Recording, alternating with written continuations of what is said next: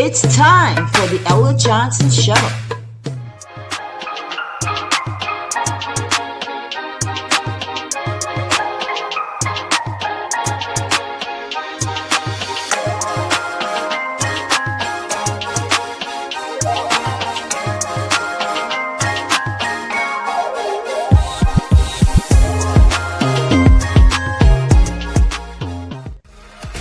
Thanks for tuning in to the Ella Johnson Show, where there are two sides to every story. Enjoy the broadcast.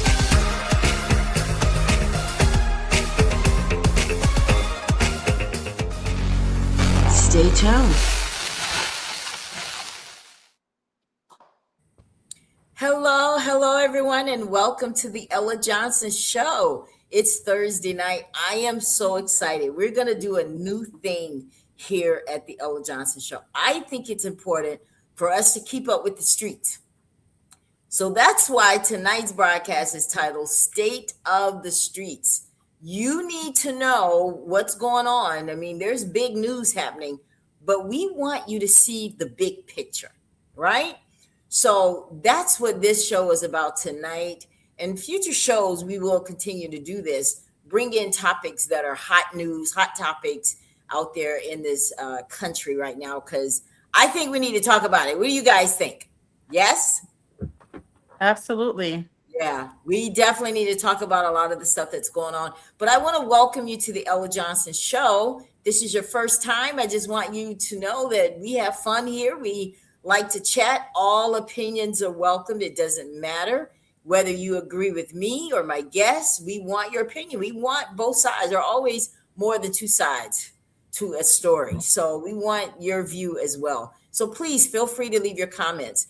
But if you're watching the show from Facebook or YouTube or Instagram or LinkedIn, we welcome you. But do me a favor if you're at YouTube, subscribe to my channel, right? And I want you guys to get engaged. I want your conversation. I want your views. I want you to share the broadcast. But first, I want you guys to meet my guests. How are you guys doing tonight? Fine. How are you guys? Wonderful. Blacktopia is in the house. I know Yes. Jonathan is probably watching. Shout out to you, Jonathan, for producing this show tonight and bringing our guests here. Want to welcome you guys. This isn't, now that you've been on the Ella Johnson Show this time, you're more than welcome to come and return as much as you want to talk about whatever you want. That's how we do things here, right? We're family now. But Yes, I want my viewers to know who you guys are. We're going to start with W.R. Franklin and Lisa Y. Sparrow. Tell us who you guys are and what you do. Ladies first. I am author extraordinaire, Lisa Y. Sparrow. I am a writer, author of 2 books, and I have my first children's book coming out later this month. Welcome. Oh, that's nice. And I'm W.R. Franklin. I'm an author and screenwriter and all-around nice guy. And I have 2 books coming out, and I'm working on 2 screenplays at the moment.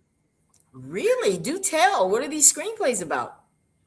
One would be the screenplay for my book, shameless plug, Urban Contemporary, and then screenplay for Lisa's book. Drum roll, please. Blindsided and Ambushed, another shameless plug. So I'm working on those 2 screenplays and the quote unquote follow-up to my my first book. Oh, that is so inspirational. I love it.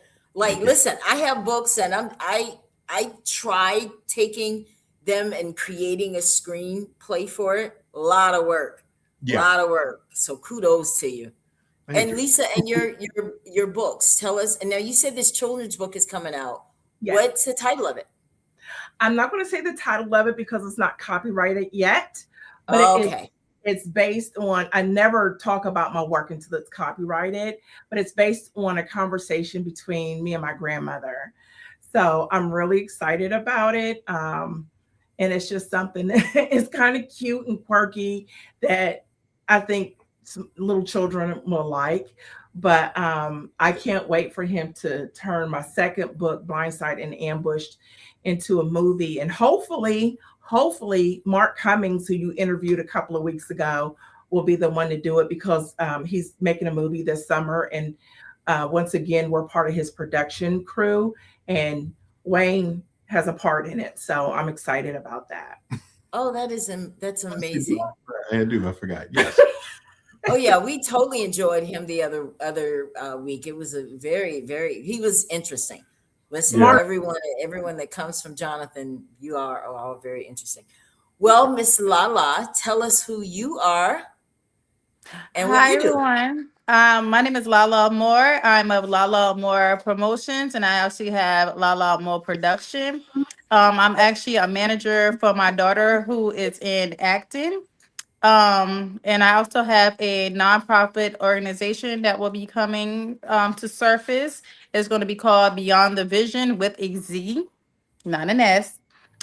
So pretty much I just promote individuals that want to get their products out, whether they're an actor, have a podcast or whatever. Anything that you want to sell, anything, I just help to push and promote and get them out to people who they needed to get out to that would be interested in the services. So what made you start doing this? What gained your interest in that? Well, many moons ago, I used to be a manager of some artists or whatever. And then I also have, like I said, my daughter is in acting. So she got me kind of like back into this field where I was like, well, okay, because we always talked about like doing shows and, just doing little things in the entertainment field. And, I'm a people's person. So it's easy for me to get along and talk to people and be able to network. I can tell. Well, good luck to you on that. I want you guys to feel comfortable that anytime you want to come back to the Ella Johnson show, and once those movies are out, maybe we can have some kind of screening or something and talk to you guys and the actors all at the same time. I'm looking forward to it. Yeah. Well, welcome to the front lines tonight, everybody. Tonight, we're cutting through the noise and the clout chasing to talk about the great betrayal, the state of the streets, what's going on. Now, while the world is watching 50 Cent turn petty trolling into a multi-million-dollar war, you guys have seen it, we're looking at the real casualties in Monroe County, Alabama. It's my hometown. They've got 3 Black women facing decades in prison for what the defense calls neighborly help, while the state uses them as props for the MEGA Act. Okay, y'all need to stay tuned for that one. But when receipts don't lie, when a white lawmaker fakes his whole life to steal a seat, he gets a slap on the wrist. When it's the community in Frisco, well, they bring the hammer down. Now, speaking of hammers, we're exposing the bullseye tonight. I know you guys have heard it. It's very fresh, but we're going to talk about it. Jamal Bryant is out here taking a victory lap for a deal that Target says doesn't even exist. We got to talk about it. He's calling it progress. Now, the streets in Minneapolis are calling it a sellout. What do you think? Target didn't give back the DEI. They didn't apologize, and they didn't change the culture. They just found a leader willing to sign the surrender papers. I know it's a tough subject to have, but we got to talk about it. From the $4 gas prices because of the war in the Middle East to the inside jobs at the ballot box, the game is being played at the highest levels, and we're the ones paying the tab, right? So I'm your host, Ella Johnson. This is State of the Streets. So let's talk. All right, guys. Tight, but is right. It's tight, but is right. WR is tight, but is right. Listen, Yes, I know that one thing that's hard to talk about is politics and all of this, because it has brought families down. It's brought relationships. Everybody's just so icky when it comes to talking about it, because we don't want to offend. We have friends, we have family, and I get it. But we have to talk about it. Why? Because it affects our community. Now, some of this stuff may not directly affect you, but it may affect people that you know. You may think, okay, well, I don't work for the government, so that doesn't affect me. Well, in a way it does, because people that work for the government also come to your establishments to buy things. And if they're without a job, guess what?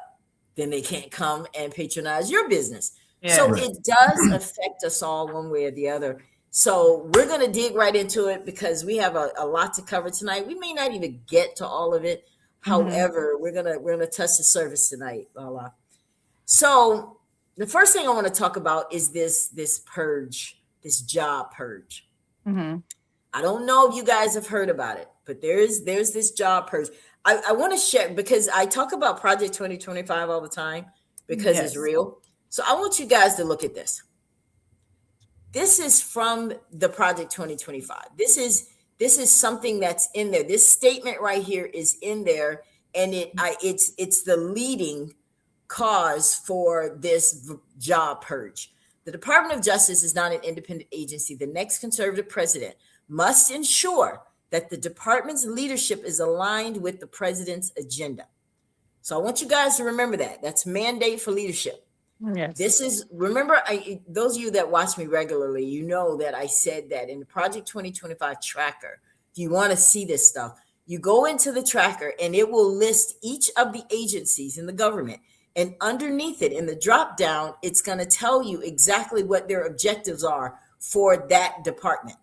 Now, this is one of them. So they want to get rid of all these jobs. This is what this job purge is about. Now, I'm not talking about stuff that's going to happen. I'm not talking about stuff that may happen. I am coming here tonight. We are coming here tonight to talk about things that are happening. Just 3 days ago, there's a final rule from the Office of Personnel Management. Okay. And this is what we call an at-will era. Do you guys, when I say at-will, do you guys know what I'm talking about? Yes. Yeah. Yes.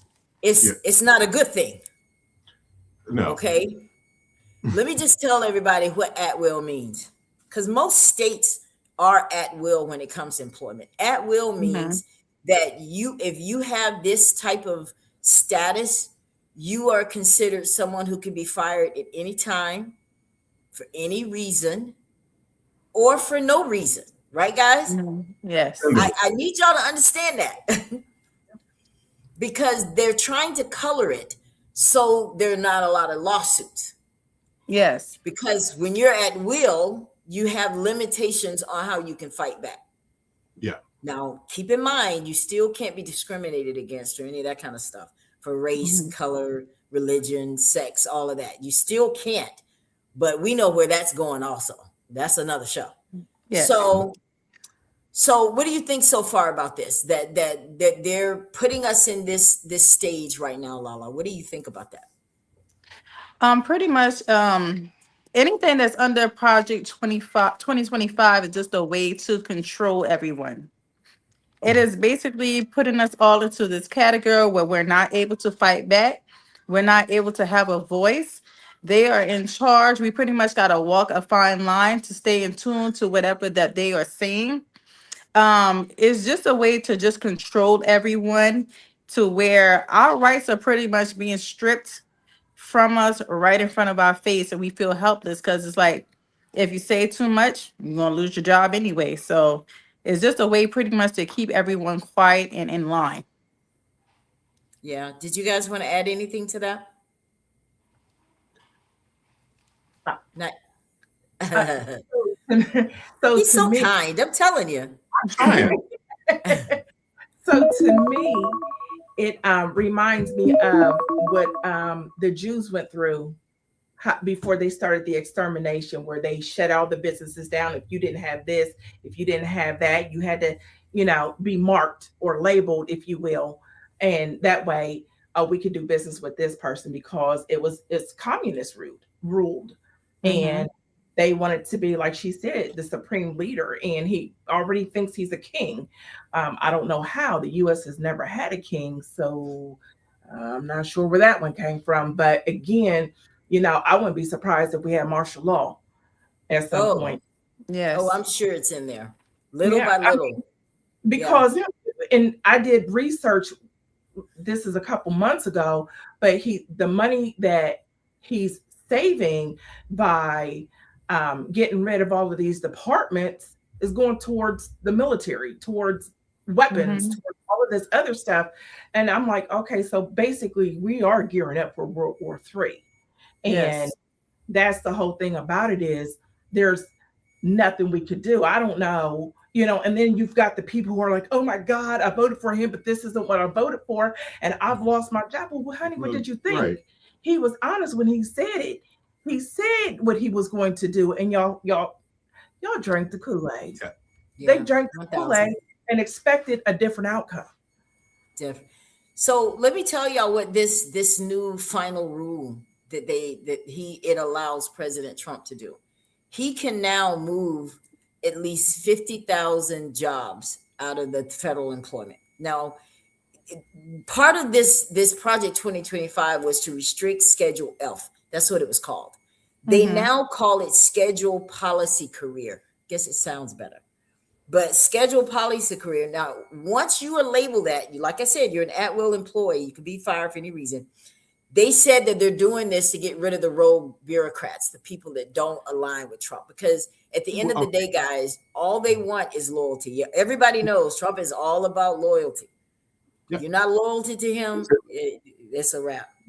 So in 2025, over 300,000 people, federal workers, left their jobs. Why is this important for us tonight? Do you know that the majority of the people in the workforce, the government, are Black folks? Yes. Yeah. Are you guys getting it now? Yes. What's really going on? For those people that keep saying that Trump has done a lot for Black people, you probably missed this part. That's what we're here for. It's so you'll know what to say the next time somebody asks you, what has Trump done for Black people? Well, I'll tell you, he's cutting all your jobs. So that now you can't pay your mortgage. So that now you can't pay your car. Now you're considered out of that 92,000 unemployment number that they don't want to talk about, and they keep saying that the jobs are coming back. No, their job is to cut. Now, we talked about this during Black History about how they did this before with another president. They went in. I think it was, I'm not sure if it was Nixon. I can't remember now. My notes are all over the place. But I know that it has happened. This is nothing new. So, but the unions are fighting back, guys. Make no mistake about it. They are fighting back, and they're trying to get this, and they're going after Trump because he keeps bypassing Congress. Are you guys tired of hearing that Trump is always bypassing Congress and we don't do anything about it? Absolutely. I mean, what are they there for? Like, what are you guys doing in these seats that you're placed in? And you guys don't agree with everything that he does. So a lot of people actually don't agree with a lot of things that he does. But Trump really runs things like a dictator, because it's either his way or it's absolutely no way. Like that's just it.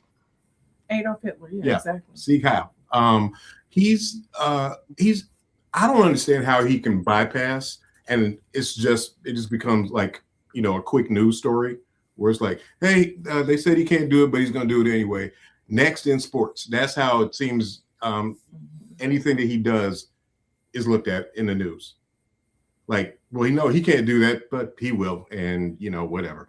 Like, and a lot of people blow it off like it's whatever, but to me, it seems like the people that blow it off are the people that are sucking up behind the scenes anyway.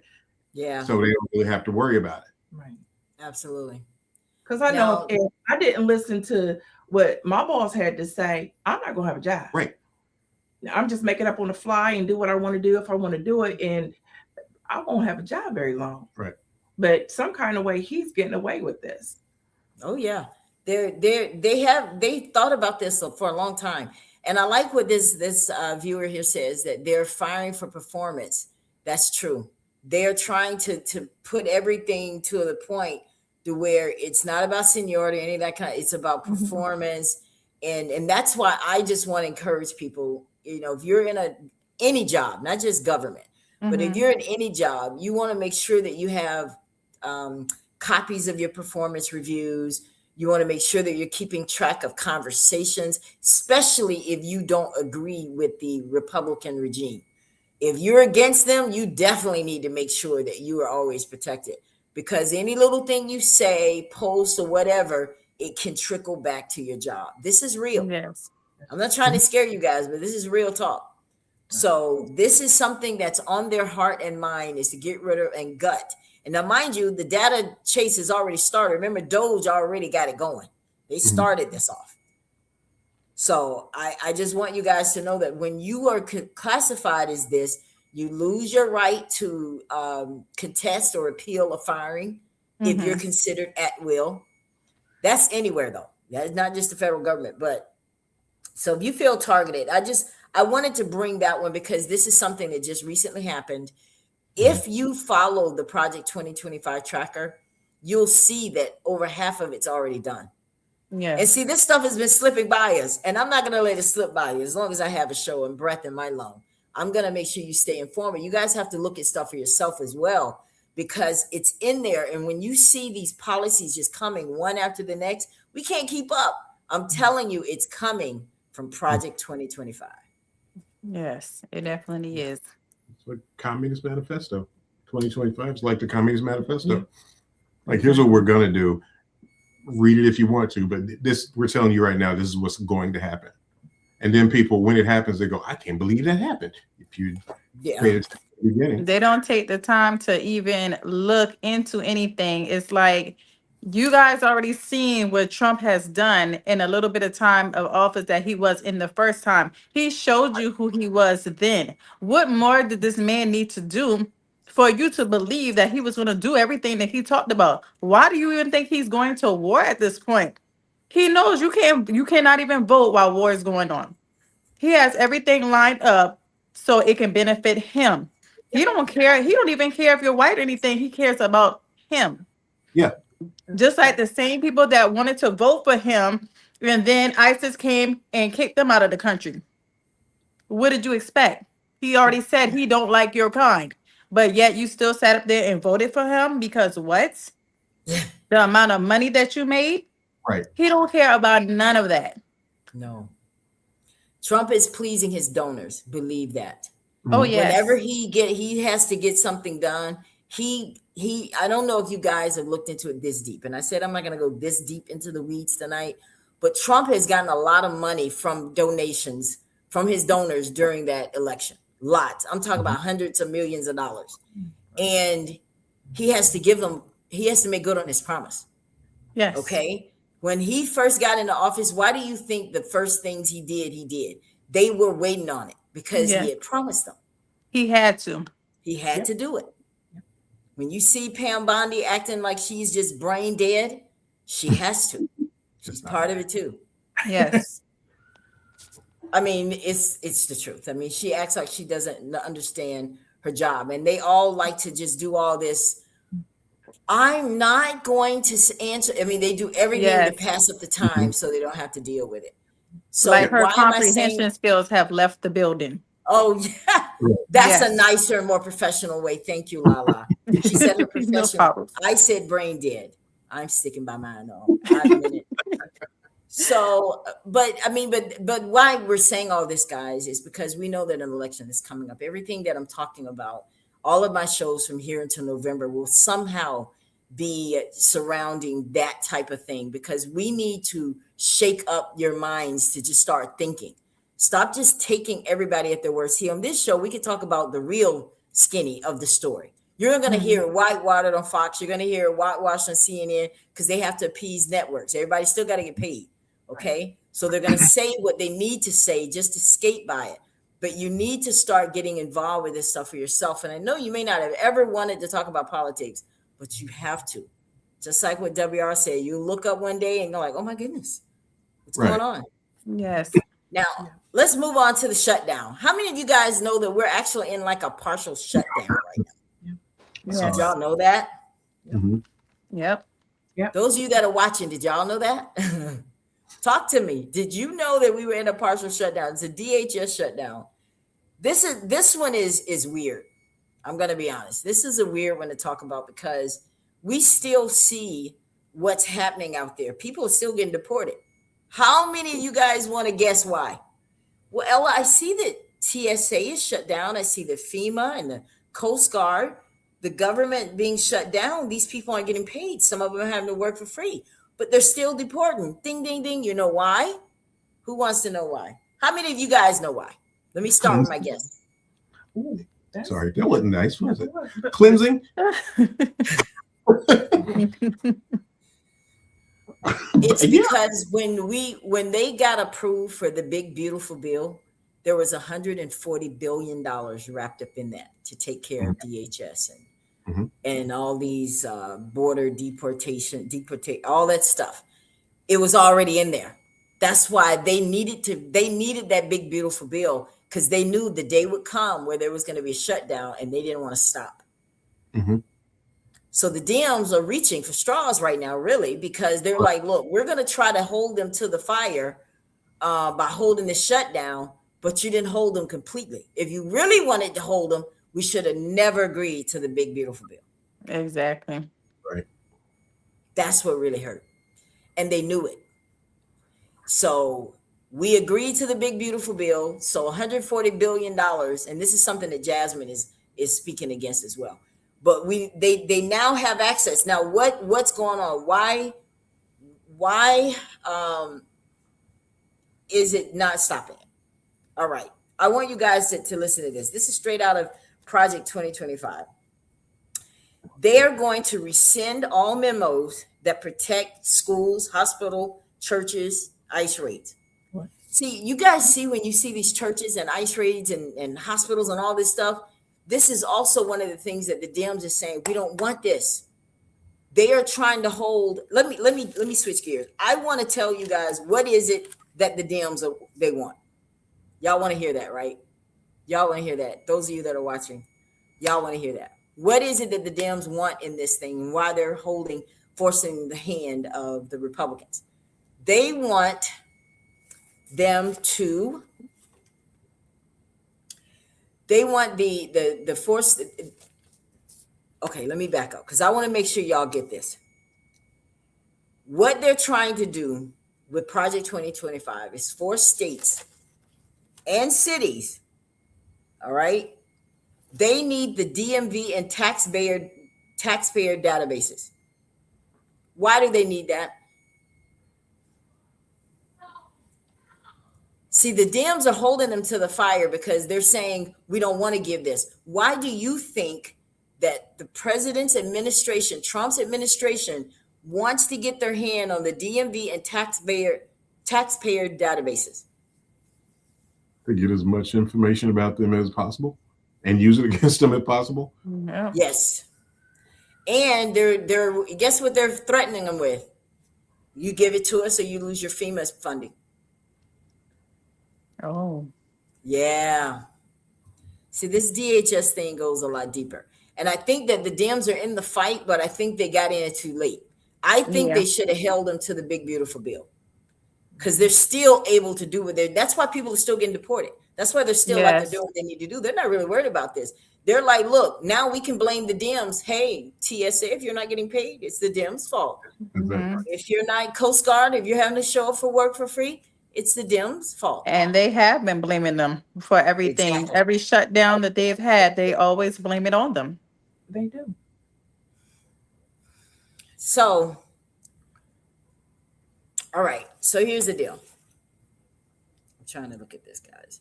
I wrote this stuff and I can't read my writing. So this is what the Dems are saying.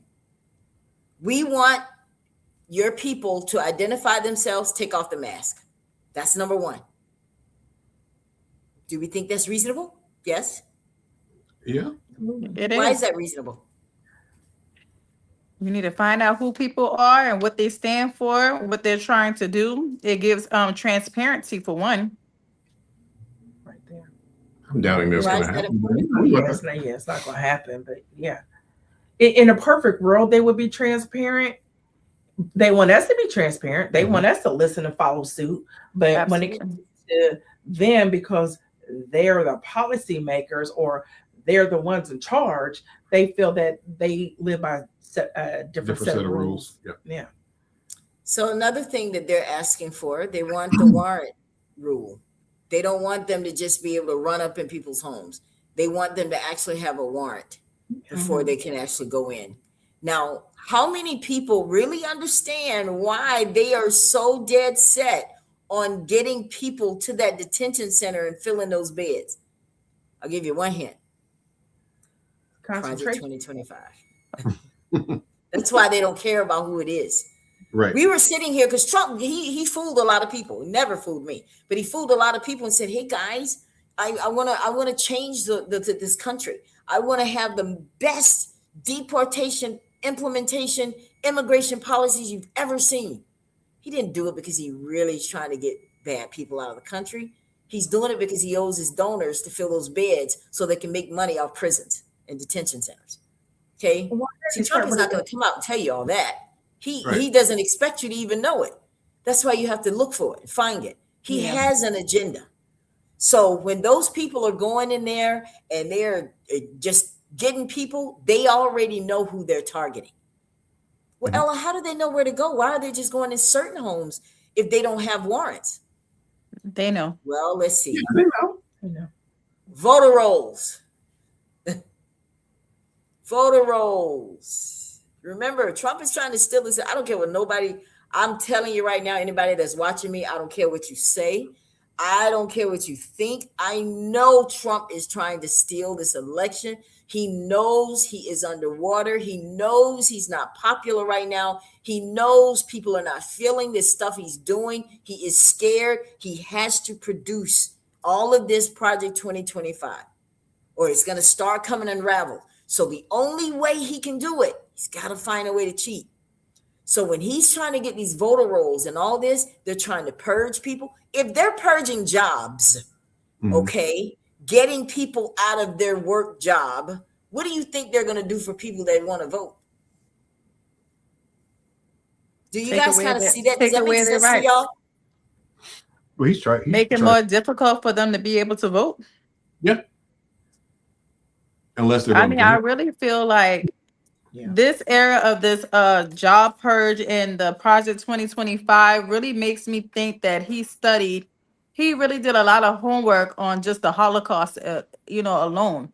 That's how it feels. The way how he's, getting people and deported them and everything.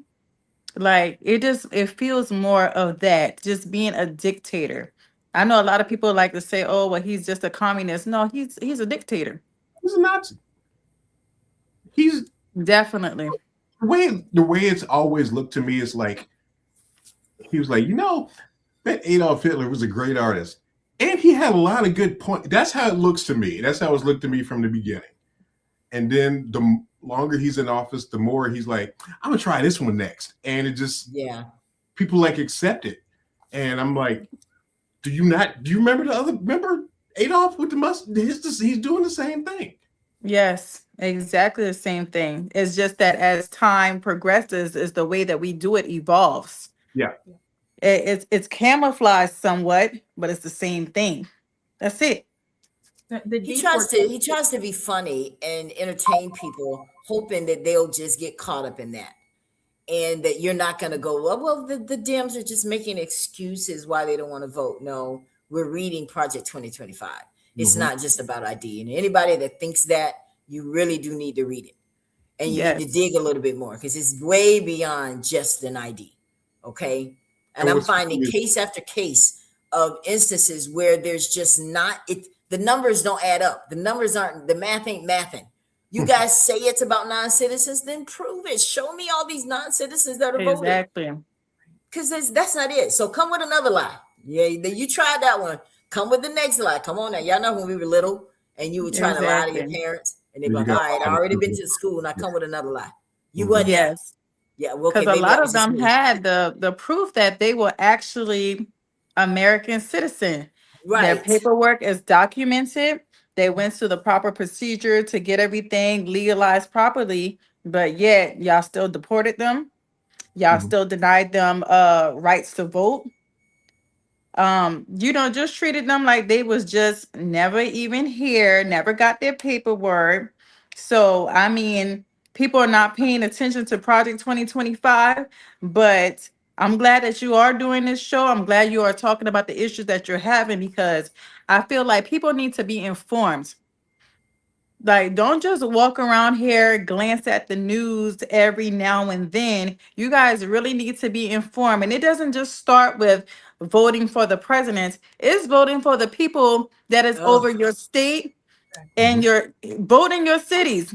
Mhm. These councilmen that sit in these seats, they have more control. The Senate and everybody else does have a role, but look at your governor. They decide whether or not if there's a major disaster, whether you're going to get that funded or not.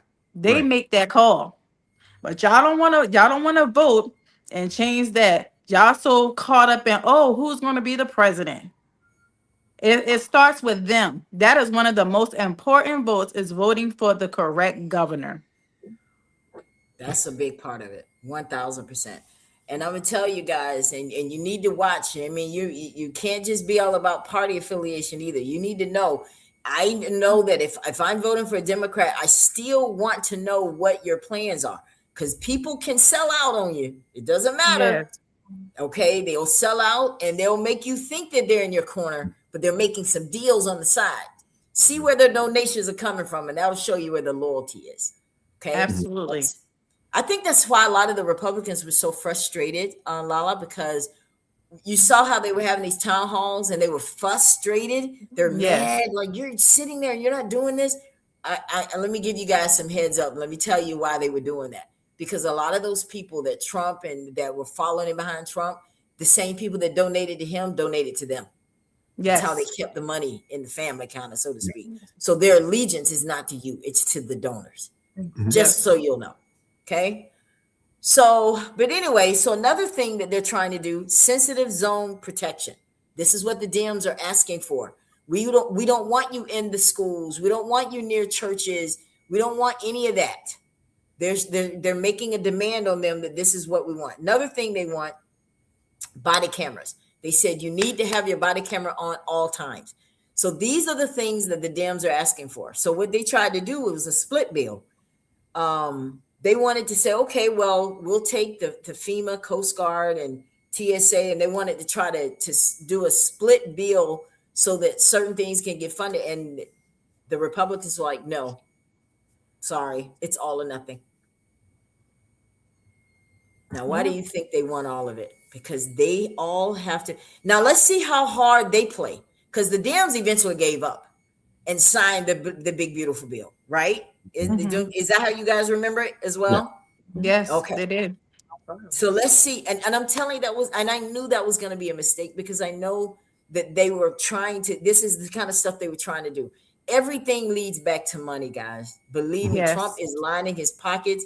He is taking care of the people that are taking care of him, and they have an agenda. They're going to get rid of, when they say Jim Crow 2.0, not too far off, guys. This mega act that's coming up. Well, what's that all? I thought it was to say that. Okay, see, this is why you have to read. There is a mega act. It's called Making Elections Great Again. And that's even harsher. That's like the Yes. cousin to the Save Act. It's Yeah. stricter. So, right. And that's why we're going to talk about what's going on in Alabama, because they're trying to make them out of an example. Okay. Mhm. So that's why our government is shut down. What do you guys think about all that? What do you think the Dems need to do? WR and Lisa, what do you think the government, what do you think the Dems, what play, do you think they should stay on this and don't fold, or what do you think it's useless? I was about to say, I hate to be that guy. It doesn't seem like it's going to matter. It doesn't seem like, I mean, I could be wrong. I've been wrong once or twice before. I've seen, it just seems like the government or whoever is going to do whatever they want to do. And the Democrats can be like, well, we don't want you to. And it doesn't go past, we don't want you to. So it's like, your question is like, well, what should they do? I don't know what they can do. I mean, the way they're acting like there's nothing else they can do, that they're doing all they can. So I just want to know how much longer the annoying orange is going to be in office and start my own countdown. That is so true, guys. But listen, I think that I want to see the Dems hold out. Let's see what comes of it. because at the end of the day, the heart part, they didn't stop. It is bad. Don't get me wrong. It's bad that TSA is not getting paid. These people having to show up for work. They've had long lines at the airport. I get it. Mhm. But they knew that the Dems were going to try to block their stuff. That's why they got the $140 billion. $140 billion. Get a hold of that, guys. That's why you still see flights flying out. That's why you still see people getting deported. That's why they're still out there doing what they're doing, because they still got money. They don't really need this. They're looking like, well, look, we got our people covered. Dems, Right. you're holding it up for the people getting paid. So if y'all want to be mad at somebody, be mad at them. So what do you think is going to eventually happen? Their constituents are going to cause them to do what? Fold. Yes, they're going to give in. They're definitely going to give in because number one, they know that these people, how long are they going to sit up there and go through this without being paid? They got families, they got bills. It's only a matter of time. They should have started out in the beginning and not agreed to anything and stood their ground then. They waited later on after you done see all these outcomes as if they didn't know that it was coming. You knew it was coming. We done been down this road before.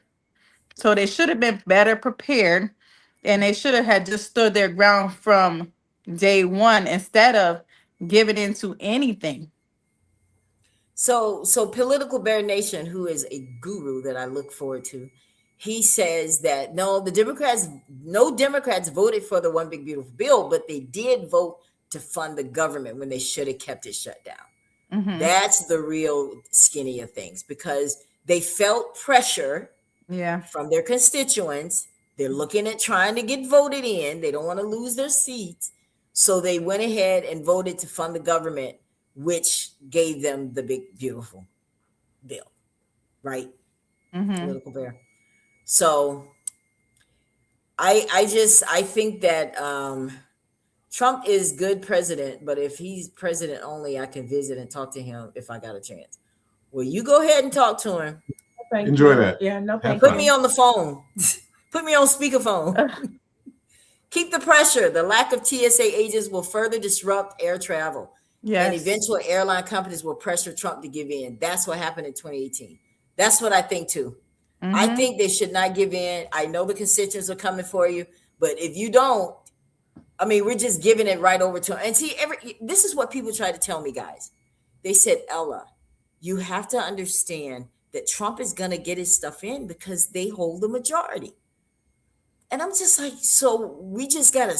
So then why do I have why do I have people in Congress representing me if they could just keep doing what they need to do? You got to hold out. See, me, I wouldn't vote for, I wouldn't care what my constituents say. I wouldn't care about getting elected. I'm like, listen, guys, I know y'all don't understand this, but I have to do this. You don't understand, because most people don't understand the ins and outs of all of it. They don't understand how government works, and they just see what they see for a split second. Man, I hate the Dems. That's why I'm not voting. They got it where these people can't get paid. They don't see the big picture. That's what we're here for. Yes. Right? Yeah. Those are just people that glance at the news real quick and then turn it to sports. Yeah. This is an interesting. Now we're gonna move on to the next subject, guys. What are we gonna talk about next? Jasmine Crockett. Jasmine. How many of you guys watched the debate between her and Tallarico? I watched some of it. Did y'all watch it? Yeah, I only had like a little glimpse. I didn't get to see the whole thing. Why were we as African Americans so split on Jasmine? Lala, what do you think? I honestly don't know because I love her. I definitely think that she stands 10 toes behind us. She stands 10 toes down for us. She is, I mean, her background is impeccable. If anybody ever paid attention, she actually was a public defender Right? once upon a time. So I don't understand it. I mean, she's for the people, she's for education, she's for equality. She even I think it's like criminal what is it called? Like when criminals, make their choices or whatever, she's trying to help them with, getting a job and getting them on their feet and things like that. So she is definitely for the people. She understands the people. So why it was split, I don't know. Why do you think, WR? Why do you think she lost? Again, I could be wrong. It's like the vice president, the Former? Kamala. Kamala, That's the one. same thing. Oh yeah, she's great and she can do this. And then when it comes down to it, they're like, yeah, I can't see her happening. Just perception. Too Yeah, outspoken. Even beyond being too outspoken, it's like she's awesome. Yeah, blah blah blah. And then that really low level, yeah, she's a black lady. We can't have that. But correct me if I'm wrong, but wasn't she a civil rights attorney? Yeah. I mean, who better for the people than a former civil rights attorney? I think that people let the news get in their head and they turned them against her without them knowing her background for real. Mm-hmm. They got sidetracked on all this, the way she's talking and her lashes and all that foolishness, and I think that's what happened, and this is what I understood, that it was the Latinos that really put him in there, that cost her the election. Mm-hmm. And it's because she made a comment about them. This is just from my views that I've seen. And she made a comment about them saying that, well, you guys went over there and voted for Trump, and now you're crying because this and this and this. She wasn't wrong for that. I mean, they did vote she for stated Trump. Facts. Yeah, she's right about that. And absolutely. I think that Tallarico may be good though. We gotta stand. I think he's gonna be good. From what I can tell. From what I can tell. And she has even rallied around him and say, hey guys, look, we got to get behind the Democrat on this. I know I lost, but I really need you guys to come out. And so we all know now that Jasmine is out of office. She is done January 2027 from what she's in now, her role now. That's over. She'll be leaving Congress. Why? Because she did not set up a rebid for her election. She didn't try to go into that position again because she was running for Senate. So because she lost this Democratic nominee seat, now she doesn't have anything. So we know that's not the end of her. Political says she won 85% of the black vote, but she did very poor with Latinos and whites. Yeah. I think it's because James reached them on his religious rhetoric. Texas Latinos tend to be incredibly religious. My 2 cents. I agree. What do you guys think? Yeah, I would guess so too, because she definitely should have. I felt like she should have won at least. It's just unfortunate because what she brings to the table, like she has an amazing background. She is well educated. She knows her stuff. I think God is going to use her somewhere else. And I pray that he does. Yeah. And I know it's he going to will be her spot. Yeah. I don't think she's done. Not at all. Because she's actually speaking up, guys, because some of your people that you elected don't even speak up. I'm just saying. Don't let me start calling names. So I think you should be grateful that someone is standing up, and she's standing up for this purge. Right. She's all over that, because she's on the Doge committee, and that's where a lot of this foolishness started. So she's on that committee and she's speaking, but she needs the support. Like for real, she needs the support. She's not leading us down a road I know people don't like to hear it because she keeps talking, but she's in there. She knows better than us. So I don't understand why it's so difficult for us to at least listen to what she has to say. She's in there. We're not in there. She is. So I want to move on. Let's talk about the 3 women from Monroe County, Alabama. Did you guys get a chance to look at that story? Yes? Yeah. I mean, I glanced at it, but fill me in. Please. Well, I mean, in Alabama right now, they are having they had an election over in Frisco City, Alabama, which is obviously Oh. in Monroe County. And the guy who lost decided to file a lawsuit because he felt like they cheated. And that's why he lost. He had been in there some time. People were unhappy with him, from what I understand, allegedly. And so he filed this lawsuit. So they started looking. And so what they came up with, there are 3 women that ended up getting charged for voter fraud. Yes. And so they were indicted for felony voter fraud. Here's the thing, guys. In Alabama, they got this SB1 law. It's really like a harvesting law. And they are really trying to make an example out of these 3 women to push the MAGA Act. Okay. Now, for those of you that are watching from Alabama, I want you to understand something. These 3 women, they are innocent until proven guilty. I don't care what the media is saying. The media is going to be a little one-sided. That's just how it is, okay? Don't get all of what you need to know about this story from the news. Research yourself, okay? Now, what I'm going to do tonight is attempt to tell you guys both sides of it. I want you to know what the defense is saying about this, and I want you to know what the prosecution side is saying about this, okay? And they're going to try to use this as an example. Now, I want you to understand, I did a little more research as well, and I understand in Alabama, they want to try to make it seem like, you see, look at this. Okay, well, your president said that you want this new SAVE Act, because they're using this to say this is why we need more restrictions, okay?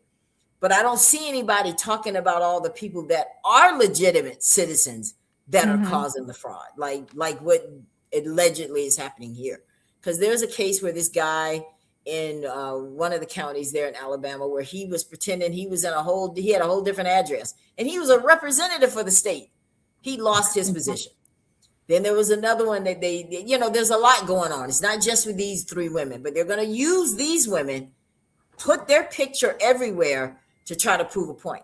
So they're saying that they filled out 20 absentee ballots just so this guy could win. Now, mind you, it wouldn't have made a difference because he really won by a lot. Those 20 ballots wouldn't have mattered, but I digress on that part. Let's get back to what the facts of this case are. This is what the prosecution is saying, that these women, because it's one of those things where they were either helping or harvesting. Now, harvesting is you're going to take this ballot and you're going to do all of this and convince them, maybe not even tell them what you're doing. Just check here. Just check here. Okay.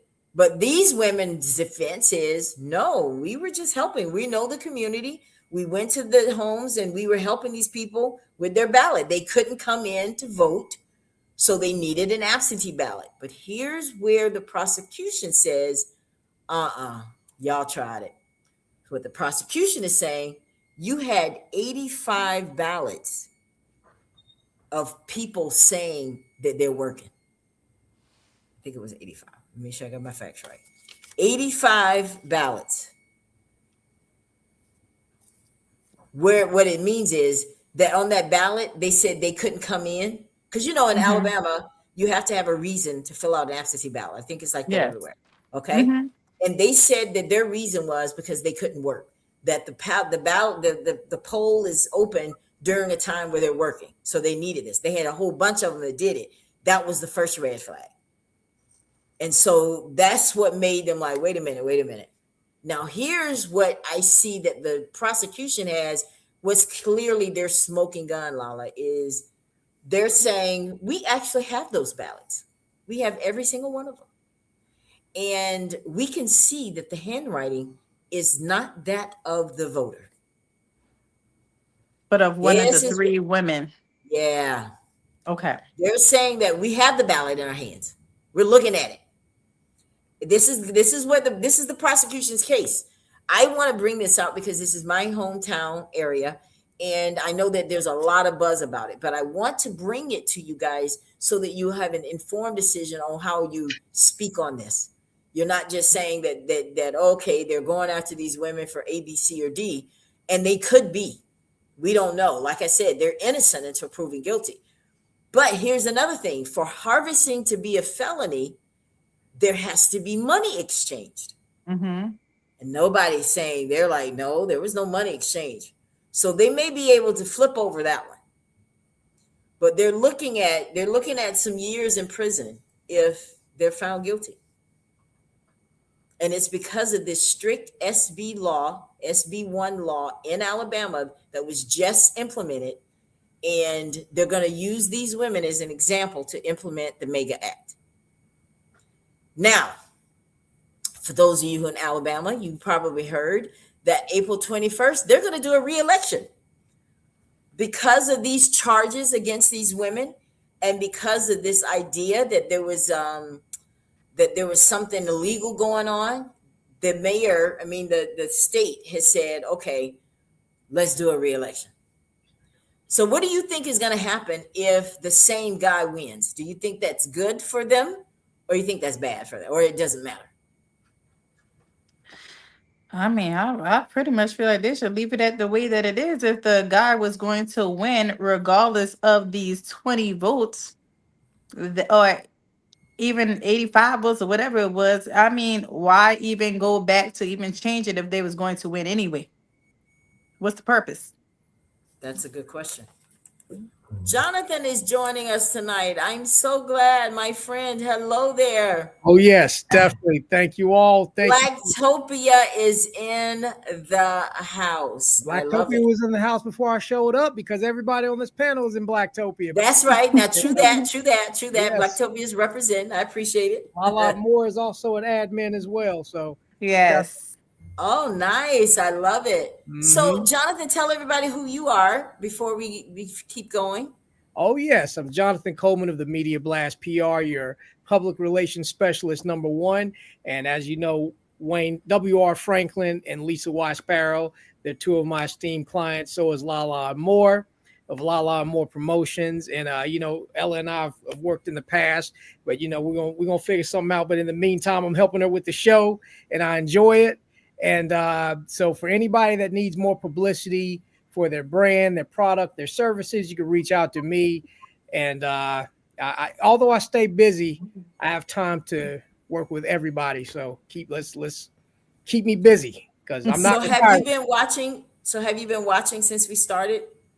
Tonight? On and off, because I actually had to help two other clients with another podcast, and then I got some phone calls, and I was trying to hurry up so I can get on. You know what I'm saying? So I've been in and out, so I don't know everything. I want your feedback on the job purge. Did you at least hear some of that? That what's happening right now with the job purge is this new law implemented from Project 2025 to get rid of like 50,000 jobs. They want to reclassify them as at-will employees. Yeah, we know what that means. When you're at will, that means that you could be fired for any reason, no reason. And that's how they want to do it, so that'll keep down all the lawsuits. Oh, yes. You know? Oh, yes. Yeah, that's crazy because I know a lot of people who were fooled. They probably voted for Trump thinking, oh, well, he's got money, so he knows economics, and so he's going to help the country with his economic plan, and he's getting rid of jobs for people. So how's that helping the economy? That's going to stop the money flowing amongst everybody. But we already know how messed up Trump is. I don't like it. I don't agree with it. We need to keep our jobs so we can keep the economy going, because if nobody's working, how are we going to pay other people? Exactly. That's right. So let's just move ahead, because I want to make sure that we get talk about Target tonight. So tell me what you think about this one. This one touches home. These 3 women that were charged with felony voter fraud, because the state is saying, and this is something that even the city is not, that the state is pushing this one. Like, they have a special prosecuting division that's handling this little old bitty town of 1,000 people, and they're making such a big deal out of it. But these women were arrested, and the state is saying that they took those ballots to these people's homes and basically filled it out for them. And but these people are saying, no, we were just going to help because that's just what neighborly we've done. We've always done. These people know us. They trust us. So we went the extra mile and went to help. There's a fine line in helping and harvesting right now. That's what's going on in this case. And they're having a whole re-election April 21st because they're thinking that this guy who won, because think about it, the guy who lost is the one that complained.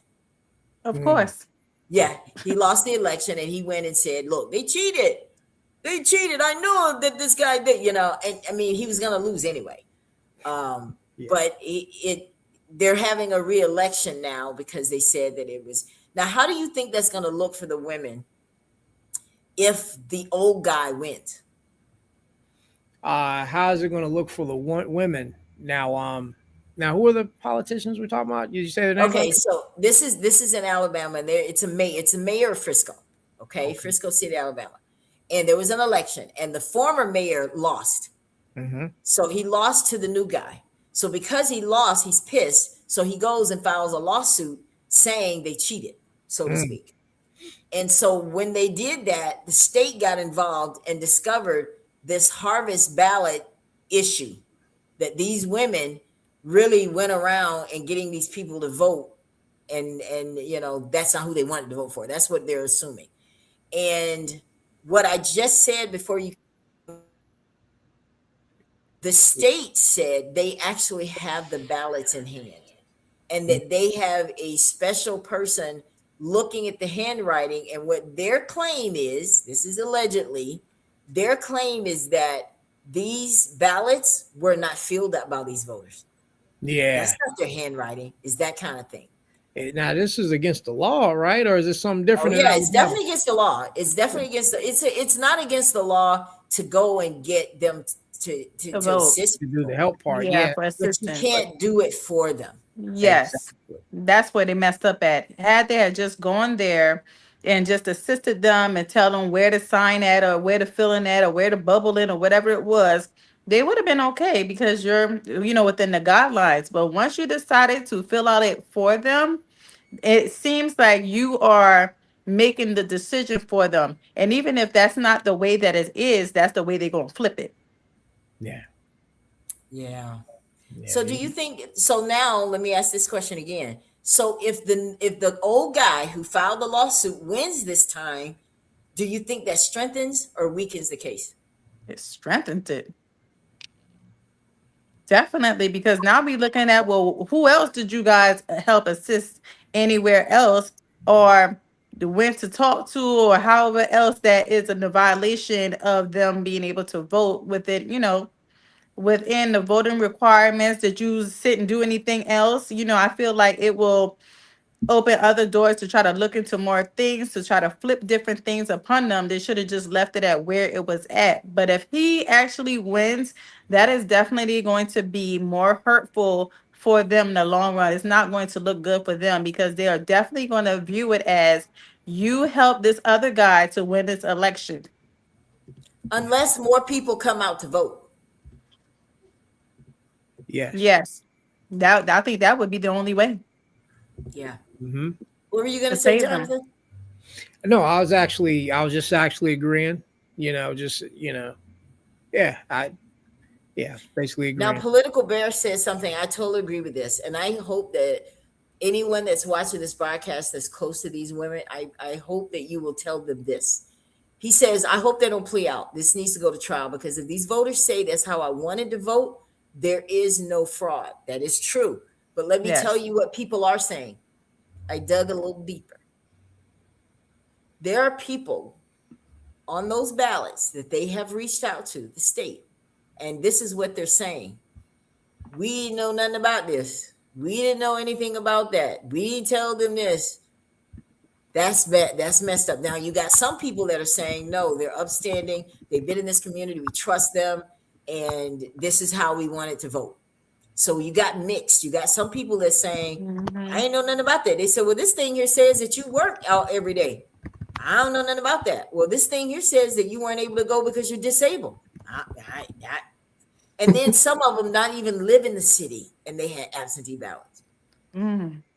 So it's a mixed bag of what allegedly I read that the state does have in this case. Do you think their case is strong or weak, Jonathan? Well, I apologize, Ella. I was actually trying to help people.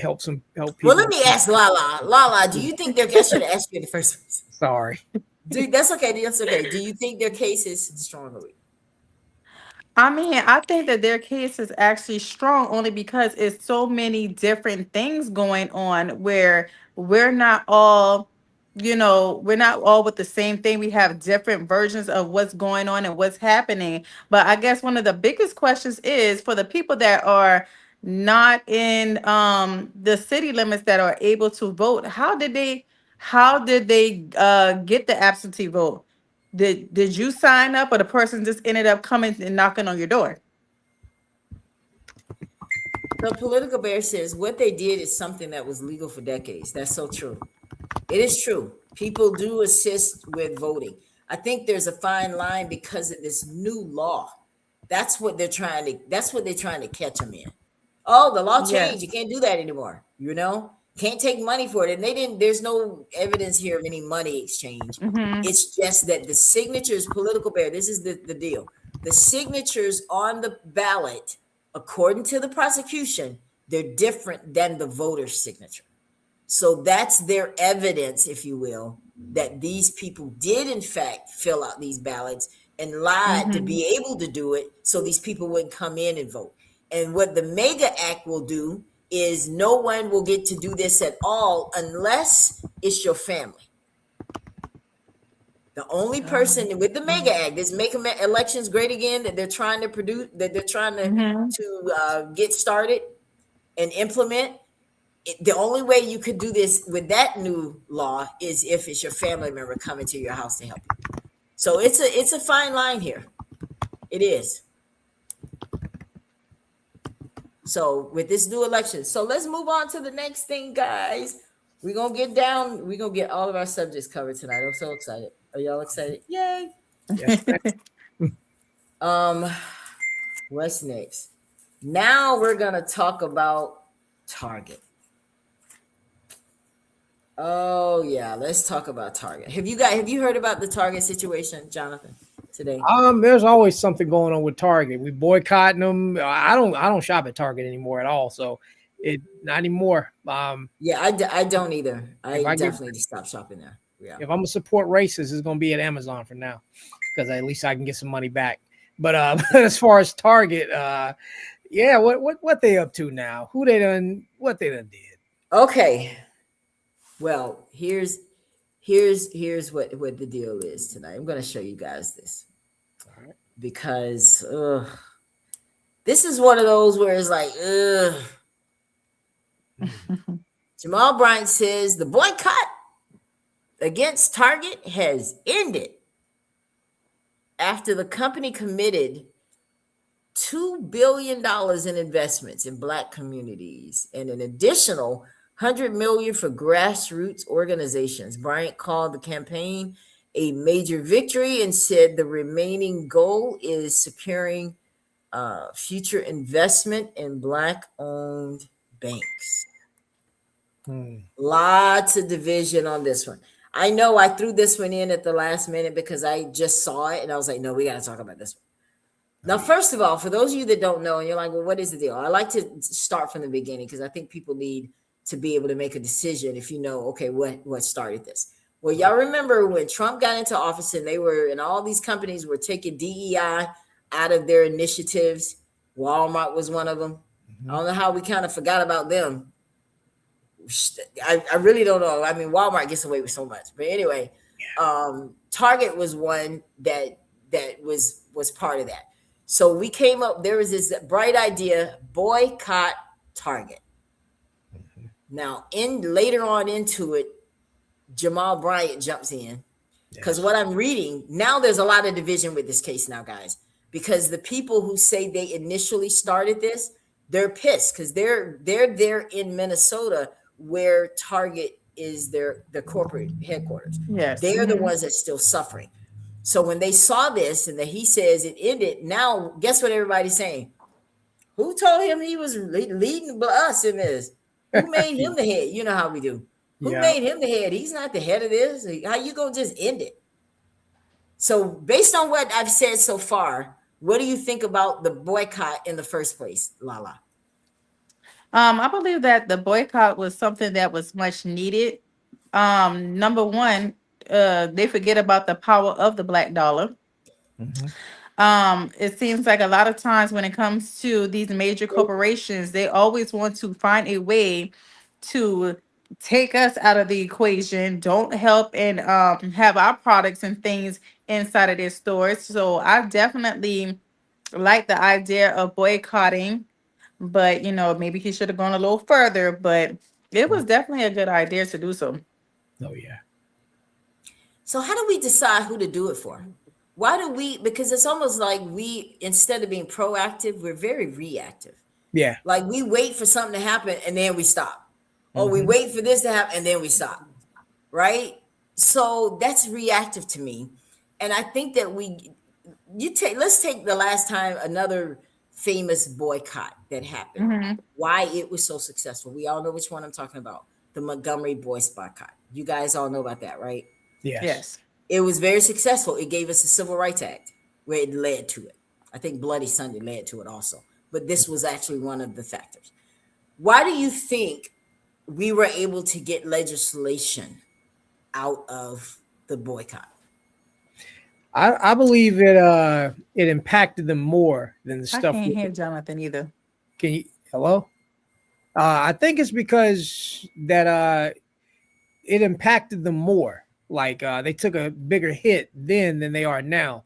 Because nowadays people say we're gonna boycott, and it's got these stupid stipulations to them, like, oh, we're just not gonna shop on Fridays. But that's not putting a dent in their pockets. Or even if we stop going to these places altogether, there's still black people that still shop there or still shop at these places. So they don't feel the impact of the loss. I think that's why they're not as successful. That's one of the reasons why they're not successful, I believe. If we're gonna do this, we can't make this like a special thing. It can't be like a diet. It has to be a lifestyle. We have to say we're not shopping there at all. Not on Friday, not on Christmas, not on no days. When they disrespect us, we need to pull our money out and keep it out. Not say, but I'll just get one thing, or I know they got one black owned thing in the back and I'll buy that. No, cut out the middle person and buy directly from, forget the vendors and all that. We have to stop. And I know people like, things that are convenient. I'm guilty of that myself. I'll if it's easy, I'll pay extra money. But in some cases, buying black is even more convenient. But we're just so we're so programmed to go to Target and Walmart because we've just been doing that, I mean, I want to bring up what Political Bear, he says. I agree with him. He agrees with Jamal. No. Boycotts have to end when concessions are made. Otherwise, businesses have no incentive to make changes to end a boycott. So that's a very good observation. However, who established what the rules were in this? Like, what did we want? Whoever has the biggest megaphone, that's who makes the rules, it seems like. Because who what is this code that we're on? Nobody. It's just whoever has the biggest following says we're not going to buy from them. That's what it seems like. There's no real organization. So and I think, because I heard a lot of the problem, but I didn't hear any of the solution. What is the solution? How do you know when there's a victory? What did we get out of it? This one I think is a victory. When one of the things that'll show that we won is go out of business. Everybody froze. Okay. The only thing that I know that they were saying that I guess one of the victories, because he said that he got 3 out of the 4, which I still don't know what is the 3 out of 4 things that he was saying that he actually got that they were asking for. I'm trying to still figure those things out. But the only thing that I know that he has is something that you mentioned before is they have the $2 billion committed to spend with black businesses. That was pretty much all that I do know. So what I researched and found is that was something that was old. Like that was a thing that they pledged after George Floyd, and they're almost done paying that off. So they're trying to make it seem like it's progress now. Here's the thing. The DEI initiative, they didn't change that. That's why we got into this in the first place, right? Mm-hmm. We got into this in the first place because they didn't want to do any training to their employees about basically how to treat Black folks. They took all of that stuff out. They took the DEI out. They didn't want nothing to do with trying to appease Black folks in their initiatives. Okay. And guess what? They still don't have it. And they have not agreed to do it. So I'm still trying to see where the victory is. I want to be with you, bro. But I'm trying to see what because there are a lot of people saying, I still don't care. I'm not shopping at them. I'm not going to Target. Man. So guess what Target is going to do when they see, well, listen, Jamal, your people are pretty divided. Our numbers didn't really go up. So deal's off. Because I guess they think he's going to be able to turn us on and turn us off just because he said so. Do you think he has that kind of power to be able to say, okay, Black folks, we can start shopping again. Go ahead, go shop, and then we'll do it. Do you think that's where we are? I don't know why he's able to do that. Why? Who made him the mouthpiece for this? Who said him? He grabbed the ball. I mean, anybody could have done it, I assume. But here's the thing. Somebody already was. Mm-hmm. And that's why they're a little pissed. Because they're like, wait a minute, bro. We were already doing this. You came in 40 minutes into it and making it seem like this is all about something you did. No, we were already doing this. This hadn't benefited us. We're here on the ground in Minnesota. And you're now ending it. We'll get a vote. Like you just say it's over, it is over. You know, because I think that one of the biggest things is being able to be figured out. I think that when people can figure you out, they know how to get you. Mm-hmm. I think that's bad. Yes. You need to be the kind of negotiator that they don't know where you're coming from. They don't know your hand. They don't know what you're going to ask for. And you certainly can't be in the room and think, because this is what I did hear that Target said as a result of that meeting. They said, we just let him talk. We didn't agree to anything. He said it, and we were just like, okay, but we're not changing our DEI initiatives. We haven't done anything different. So because a $2 million pledge, and you think they're gonna, did you get it in writing? Is there a contract? Like, why aren't they saying it? Why didn't they even apologize? Yeah. Mm-hmm. You see what I'm saying? Mm-hmm. I think that we set the standard bar so low, and that's where they met us. Yep. When we learn how to ask for something big and stay there, that's what makes you more powerful. Exactly. And I think what would victory for us is if they didn't make any changes, Target just needs to go out of business. We just need to. I think he got played. Yeah. He did. Now, some people say, well, Ella, look what he did something for the Black people. Okay, prove it. Wait, you're going to have to show it to me, right? I need to hear them say it out of their mouth. You know why they're not going to say it? Because these people are all about mass incarceration. What? Yes. Yep.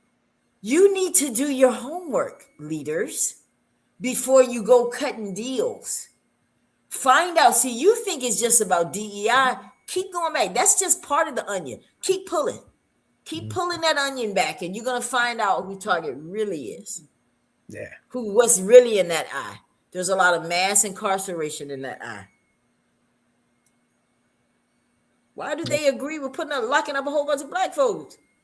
Yeah. Maybe because they're getting some money out of all these Black folks in prison. Mm-hmm. Allegedly. Yeah. So this is where we have to be careful, guys. Yes, Martin Luther King did say that when people don't respect us, you make them respect you. How did we make Target respect us? I genuinely want the answer. I really am looking for it. I want like minds, people who are not like my mind. Let's talk about it, because I don't want to just bash Jamal without knowing everything that he did or everything that happened in there. I just want more information.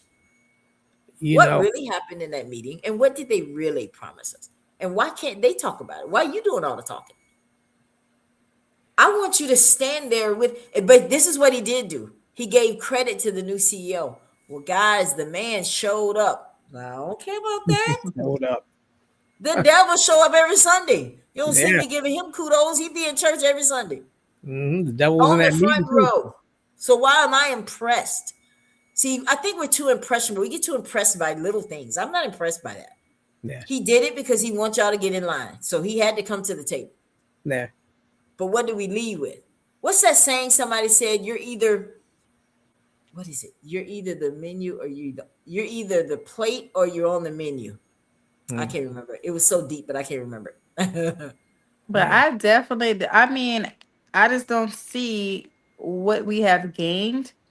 What is the 3 out of the 4 that you're saying that we gain? And usually when a major corporation has agreed to things, you'll usually see like the statement from them or something. I haven't seen anything at all whatsoever saying to what they have agreed to. And I mean, as far as I'm looking at it, from not being able to see any type of real proof, it don't seem like we won anything, and they still don't respect us. We're in the same space that we was before when we first started doing the boycott for Target. Yeah. So political bear says he's giving us some insight on this as we go. I appreciate you, brother. The biggest win, in my opinion, is they're making 13% of the board POC. What does that mean, POC? People of color. People of color. Okay, thank you. Wow. They're making 13% of the board people of color. Okay. Is that a good thing? Is that progress? Do you guys think What that's was good? what was the percentage before? We don't know. Yeah. Okay. So what does it mean if you have 13% of the board is people of color? That means that even if y'all all agree, you still may not get what you want. Because What some does that things do can for be the done Black just to businesses? make you think we give a squat about you. I'm just saying. I'm just not overjoyed yet. Okay, this is great. They're the biggest win is they're making 13% of the board people of color. When they ended DEI, this is what everyone was initially mad at. Did they end it though, political bear? Did they end it? How do we know they ended it for real? Did he get it in writing? Was there something signed? Did we walk out of their handshake and it was just a word and they're gonna turn back after it dies down? And we're going to be back here again, because then if we come back, you're not going to get the support. People are not going to follow this time. Yeah. So I want to know. I really want to know. I'm just trying to figure it out. Can I get a job in any country?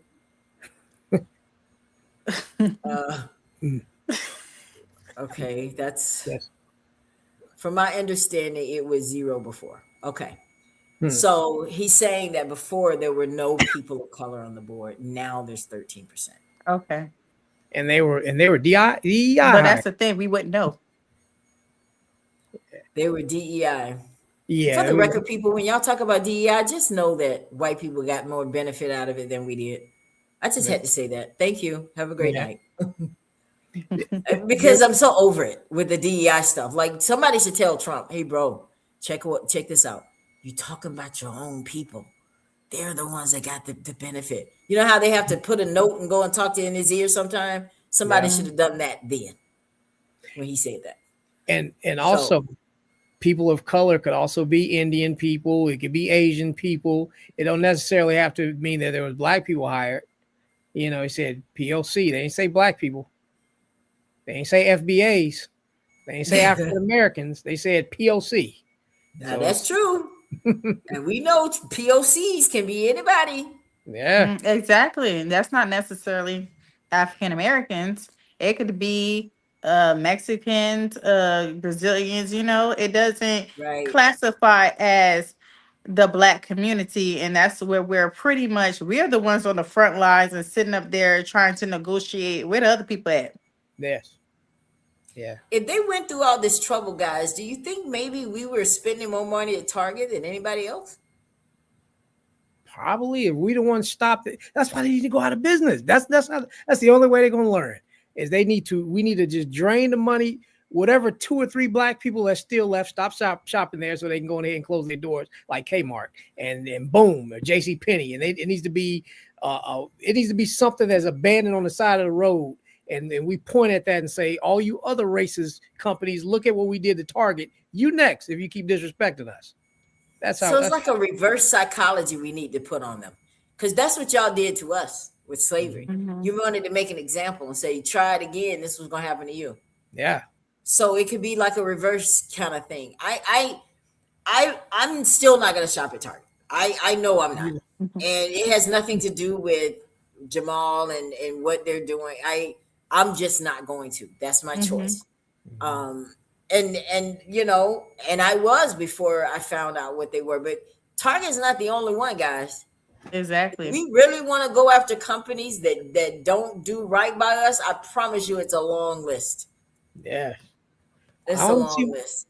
People, you know, love I think that black people are I think we're the best consumers. Wouldn't you say? Yeah. We shop more than anybody, I think. Now we need to start shopping. The numbers definitely count. There's a reason why they started to try to somewhat pay attention to us. If we didn't matter, they wouldn't be trying to say anything, listen to us, or get upset because we weren't shopping. We do numbers. Mm-hmm. And he's right. White women were the biggest beneficiaries of DEI. Thank you. Yeah. Okay, now we got that out of the way. Okay, Mm-hmm. Can y'all stop talking about DEI, trying to make it seem like everything that black people did was a DEI and Charlie Kirk. And I just, every time I think about the comment he made, well, Ella, you know, you're taking it out of context. That's not what he said it. Okay. Yeah. If I see a black pilot, I'm going to wonder if he's a DEI hire. What about a black pilot makes you think that? Yeah. And black people have to go through so much just to get those positions. They don't just show up because they're black. They got to get all kind of certifications. They got to actually, and a lot of these people, a lot of the black people who have those, who are pilots, people who are in the Air Force and stuff like that, they know what they're doing. You know, it's not somebody that just woke up one day and said, I want to fly a plane. You know, I just think people are so ignorant, and it blows my mind how, I mean, these are leaders, guys. These are people that y'all got names on the street. I mean, we got Charlie Kirk streets and stuff. I think they're even trying to get tags or this and you want me to, what am I supposed to feel when I see that? Tell me what I'm supposed to think. Am I supposed to think this is someone I can surely look up to?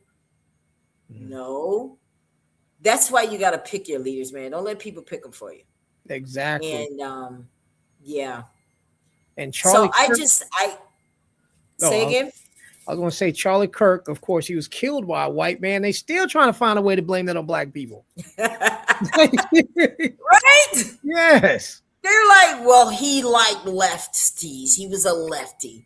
Come on now. You know this boy was not a lefty. Mm-hmm. It doesn't matter who killed him. It was wrong. Yeah. Okay? I will never, ever take pleasure in seeing this young man killed, especially the way he was killed. Nobody deserves that.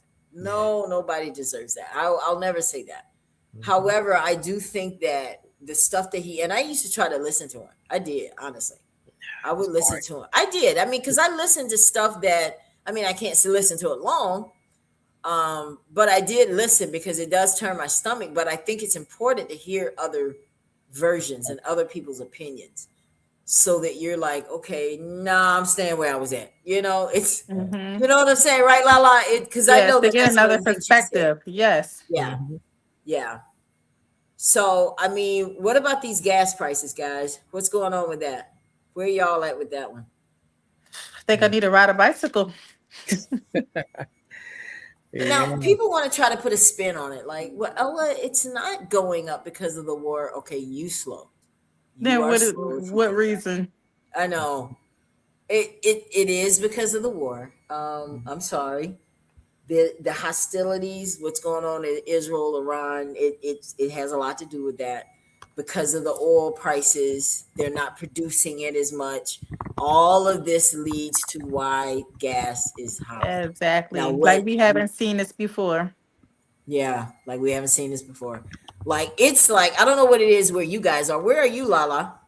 What state? I'm actually in South Carolina. And what are the gas prices like there? It's pretty high. It's not you know what's so bad? I don't even look at the gas prices anymore because I'm like, I gotta fill up my tank, you know. So That you're just like me. When I go to the gas, are you one of those kind of people like me who I'll get out, I don't even look at the price, I put the lever in the thing and walk off. yes, that's Yeah. me. And then I come back when it's over because I don't want to be stressing down the road for the next 20 minutes. I need Yes. to just go on and get my Cheetos and keep it moving. So, but yeah, it's they just bought up a whole bunch of stuff, hoping that this will cause them to bring the prices down, but it's going to take a week or so to see if that works. Yeah. So, but yeah, it's because of the war. What do you guys think about the war? I know that's one thing that's the elephant in the room. What do you think about this war? When you first found out that these strikes were going on, and because everybody knows that Israel, Iran, that we know the stuff there. We know our America's relationship with Israel and that not Yahoo, whatever his name is. What do you think about, first of all, do you think that these men are the men and women that died? Do you think they died for us, for the United States, or did they die for Israel? The whole thing about the war just is, first of all, we knew it was coming. Let's just keep that 100. We knew that was coming. I'm just in a space where I'm just acceptance of it is what it is at this point. And I hope that everybody that voted for Trump, I want you guys to suit up. And instead of y'all trying to put other people that didn't vote, because this was what it was leading to, I want them to go to war and leave everybody else alone. And that's the only thing I think of it. Okay, so basically you're saying, Ella, I think that anybody that voted for Trump, let them suit up. Go over there. Yes. Y'all believe in him so much. Yes. Mhm. What are your thoughts, Jonathan, about the war? Well, same thing Lala said. Just all those MAGA people, they want to hurt and kill people so bad. You want to hurt and kill Americans, go over there and hurt and kill them over there, not us. Now, you know what's strange to me, and I know political. I know you're going to say something political. I see your message here. I totally agree. He says Charlie Kirk was a white supremacist and makes me puke the Congress. I 1,000% agree with you. Yeah. But on this, now, there was a report allegedly that Putin was helping them locate, I guess, some of America's hiding spots or something. And so when they asked Trump about it, he just was like, that's a stupid question. He don't want no pieces of that. Why he stays away from anything Putin? Why do you think that is? He's afraid of him. Oh, yeah. Lala answered it. Yeah. Yeah. He's absolutely. afraid of him. And it's so unfortunate because Trump really thinks he's friends with Putin. That's what's sad. And Kamala said it. She's like, he really thinks you're his friend. He would eat you for lunch, bro. Mm-hmm. And now China, is it China or Korea that's actually like, look, all right, now you let something happen in Iran, because isn't their oil going to, don't they trade oil with is it Iran that China is it, I'm trying to get it all because I get this stuff mixed up sometimes. That's why I need I some want to help. say it's China. Is it China? I want to say it's China. Yeah. And I could be wrong now. Don't come for me, political police. Political police don't come for me either, because we could be just backwards. But it does affect them. I know that it does affect them. What's happening in this war, and I don't think this is going to end anytime soon, guys. I don't see. This is just the beginning, and it's only going to get worse from here. Yeah, China. China is helping Iran.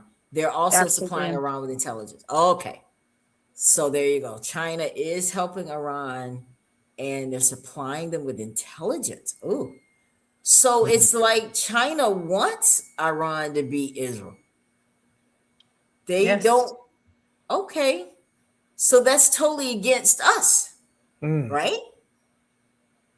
Because. But we knew that was coming. So let me ask you guys this question. This is the obvious. Do you think we got into this war because of Israel? No.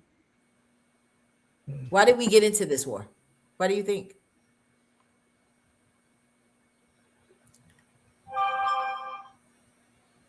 Jonathan. Political bear. Political bear. Yeah, Yeah, we need political bear. we're gonna pass it to him. We know. Yeah. Help us out, brother. Yeah. I mean, I think it was because of Israel. Yeah, maybe perhaps. Yeah. And then look at that. That's my boy. He said 100% because of it was because of Israel. Netanyahu wasn't coming over here for nothing. Yeah. He was in Trump's ear. Now, I personally think he's got something on Trump. Yeah. As everyone does. Yeah. I think this is a lot messier. I know we don't get deep into politics, but I'm just like, something don't smell good, Trump. I think you got some dealings there with Israel. Trump had to do this. He doesn't care. He'll sell out his own country. Because we already know what Putin got on him, allegedly. Yes. The gold showers, right? Mm-hmm.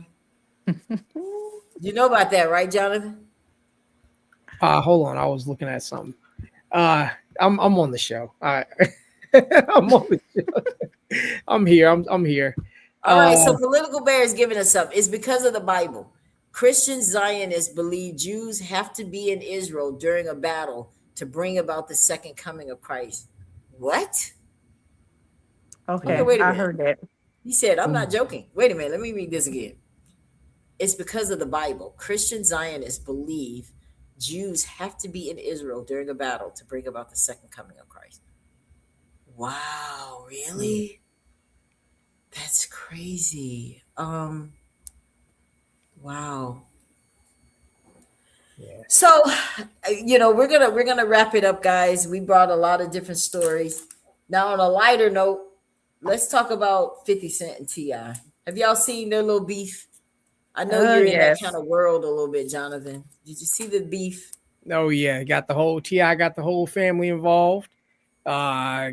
King, they doing all kind of products with 50 Cent's mom face on it, and they doing diss records. I haven't heard any of the diss records actually, but I heard they're pretty good. They get at 50 pretty good.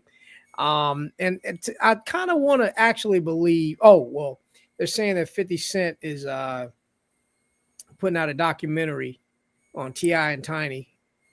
And but before I heard that news, which I think it is possible since he did one on P. Diddy, I believe that at first I thought this was just a joke, right? I thought this was like 50's in on it, T.I.'s family is in on it, and they're just probably leading to some type of ad revenue or some type of bag.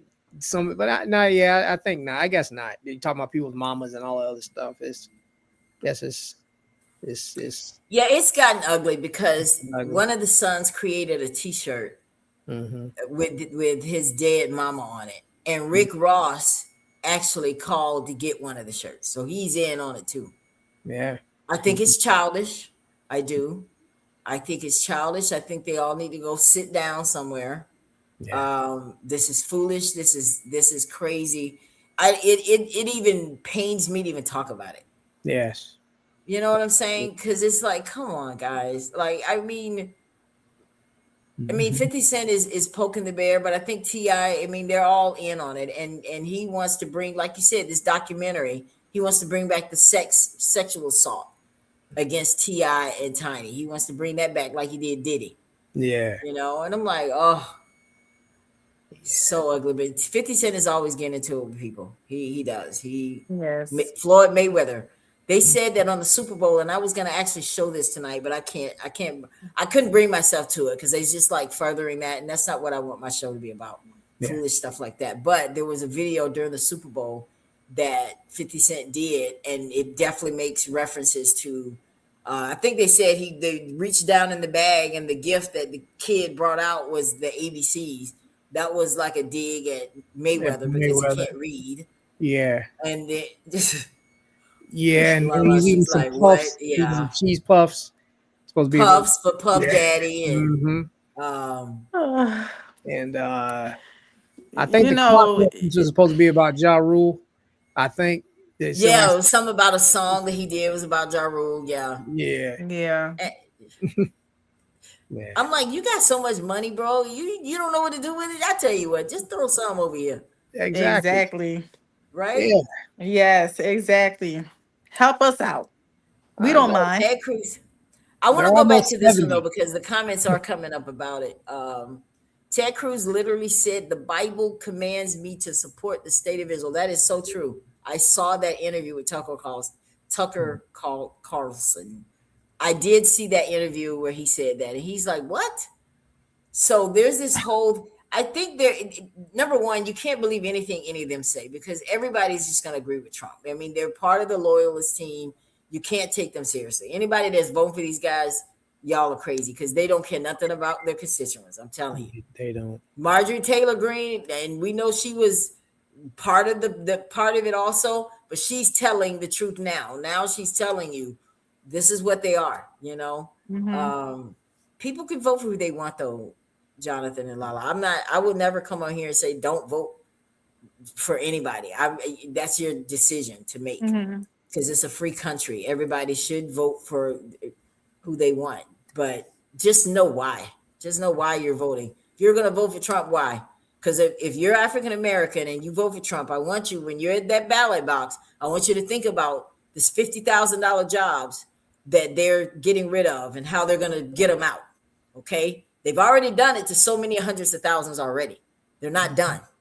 And then I want you to take a trip over to the Project 2025 tracker. And I want you to see how much stuff you slipped on or you slept on that they've already done that you didn't know about. Because see, most people are waiting on people to tell them what's going on. You have to be proactive and go and look at this stuff. I wasn't a believer either. I'm going to be honest with you. When they told me about Project, I was like, man, there's no way in the world they're going to be able to do all that stuff. That's illegal anyway. Yes. Did you guys not feel that too? Yeah, but apparently laws don't matter, amendments don't matter, the Constitution, nothing doesn't matter anymore. Yeah, I agree with you, Taliba. All of them are very petty. I agree.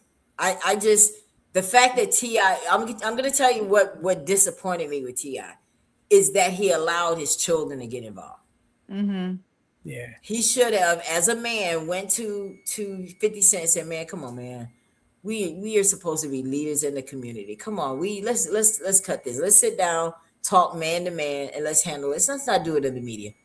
Yeah, well, to my understanding, I thought the kids went first. I know what. I can't hear Jonathan. I'm sorry. Oh yeah, to my understanding, I believe the kids went first. Actually, the kids are the ones that actually did something before T.I. even said anything. Well, T.I. was having his other, because it started out about the versus battle. Oh, okay. And he came out talking about that at first.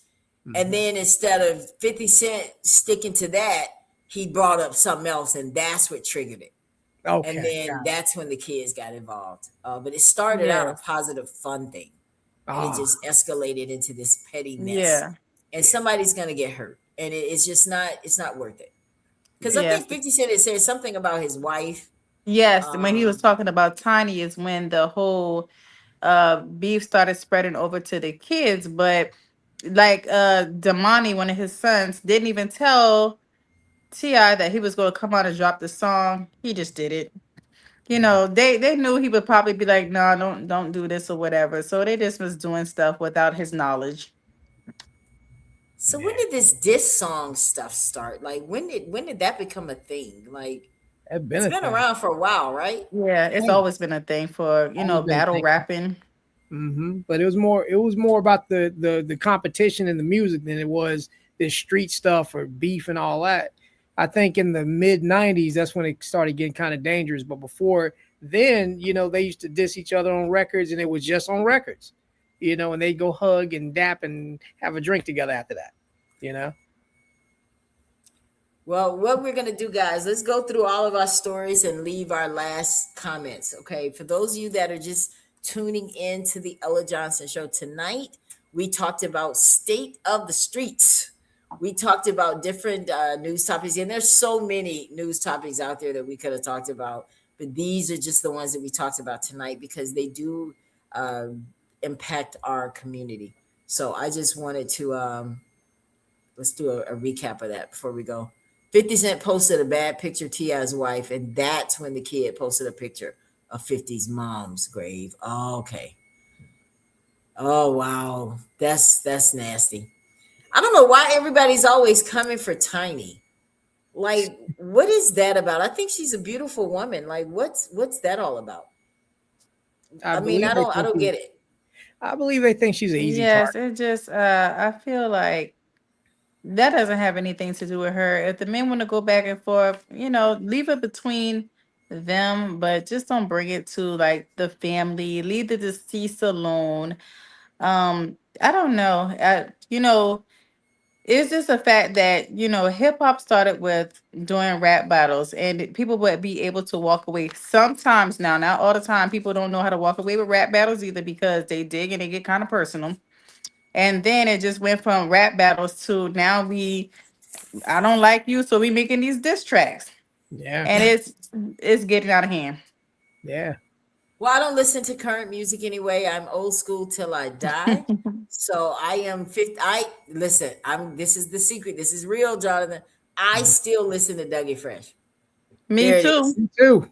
Do you really? Yeah. Yes, love Dougie Fresh. Absolutely I'm love gonna get you him. Dougie Fresh's nephew. I'm gonna get you Dougie Fresh's nephew for you for the show. Too. Are you serious? I am serious. K Davis, the Hitman. He's been one of my clients. He works with me on and off.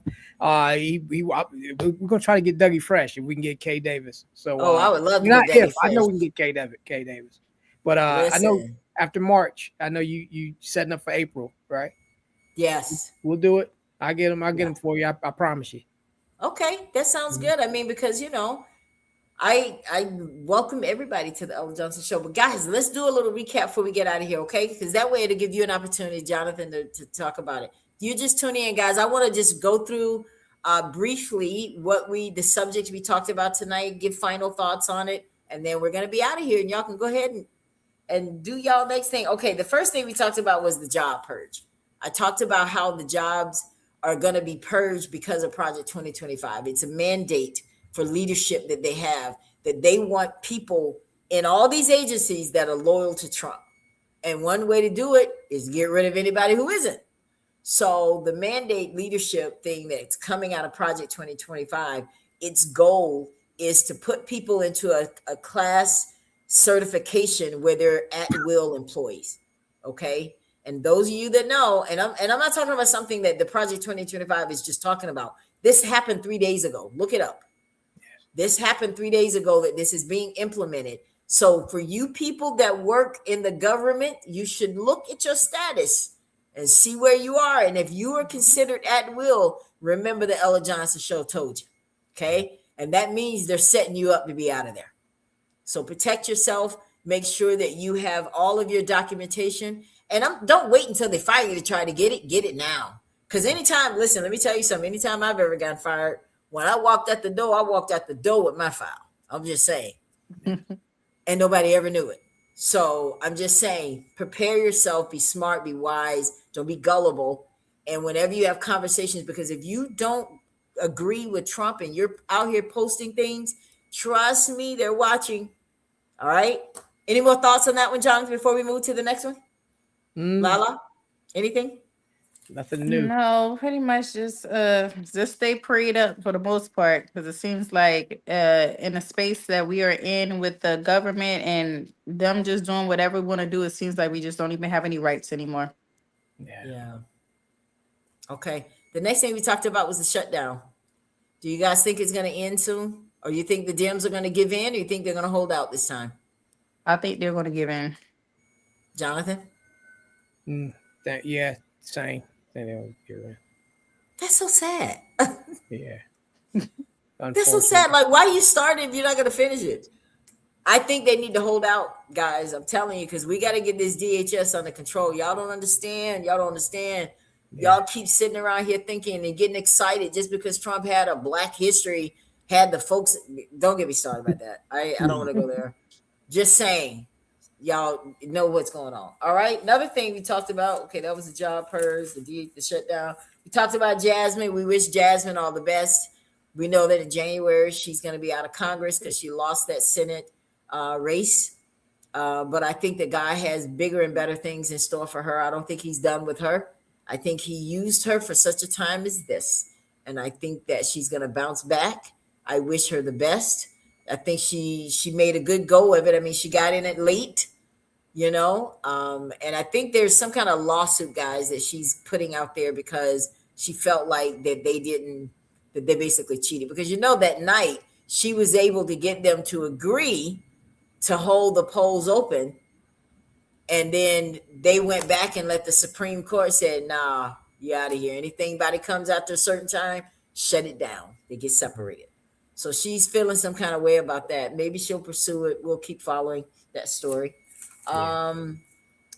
Then we talked about Jamal Bryant. We talked about the 3 women in Alabama.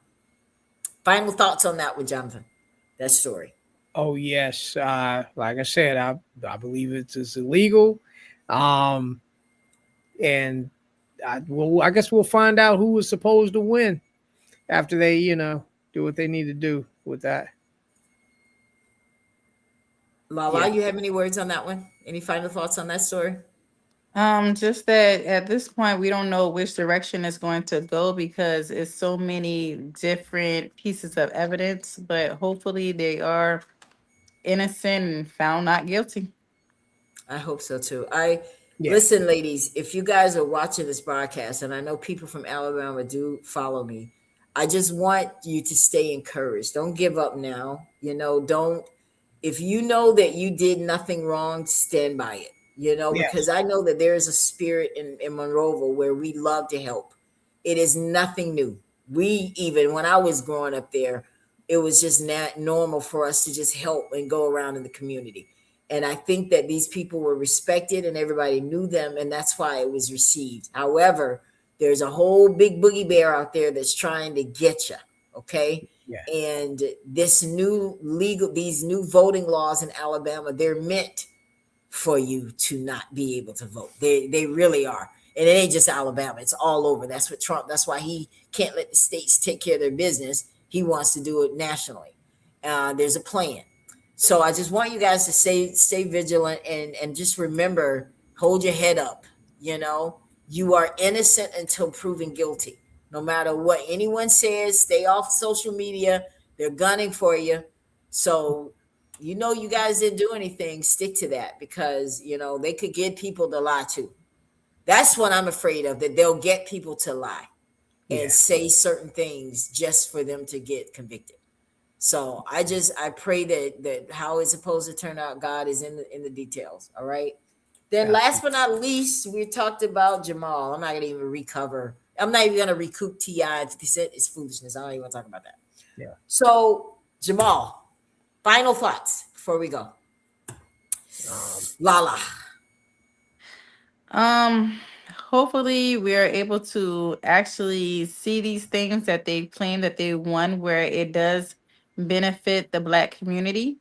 Hopefully they actually do more outside of what they've done, because we definitely, our dollars matter. You guys want our money, so incorporate us when it comes to putting us on display and helping us out. And hopefully Jamal Bryant can show light to what it is we've so-called won, and so Target will maybe put out a statement as well. Yes. Jonathan, do you think that Black folks need to rally behind Jamal or stay divided? It would be great if we could find a code that we could all stay on and get on. But I'm still confused as to why it's Jamal. And if anything is really happening over there, and if not, Target needs to go out of business so we can make an example out of them. Say, look, racist companies, we're going to do you like Target if you keep on. I think that's the only way we'll ever be effective. Yes. And the reason I say that by agreeing with them, I'm skeptical about the real agreement. What was really talked about? Who's really getting benefit out of this? And I don't think that they've done enough to warrant us putting billions of dollars in their pocket. What they've done is, for me, I think that we, instead of trying to get a seat at the table, I think we need to be the table. Yes. We need our own sandbox to play in and not trying to play in theirs. I don't care if Target lose billions of dollars. I'm sorry. I said it. I don't care. Yeah. I don't care. If you have that kind of agenda and now you're trying to roll back because you feel like it hurt your business a little bit, and you got a savvy little CEO in there that thinks, Oh, I got him now. You know, I can only imagine what he's talked about when he was in his car going home. That's what I'd like to know.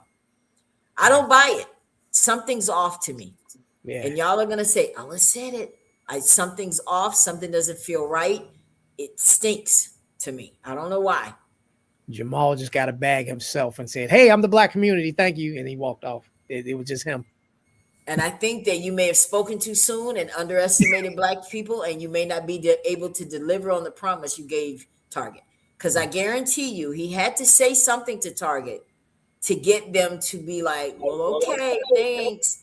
So you remind me of freaking, I mean, what was the tactic that always happened? They always use one of us to come back to us. No, if you want me to respect you, Target, you come to me. Don't put Jamal up to do it. Jamal isn't the one that put DEI and said we're not doing nothing for these black folks. He didn't do that. You did that. So if you're really sincere about this, you come to us. Don't send him. That's why I'm saying that if you can't do it, then maybe he didn't say it.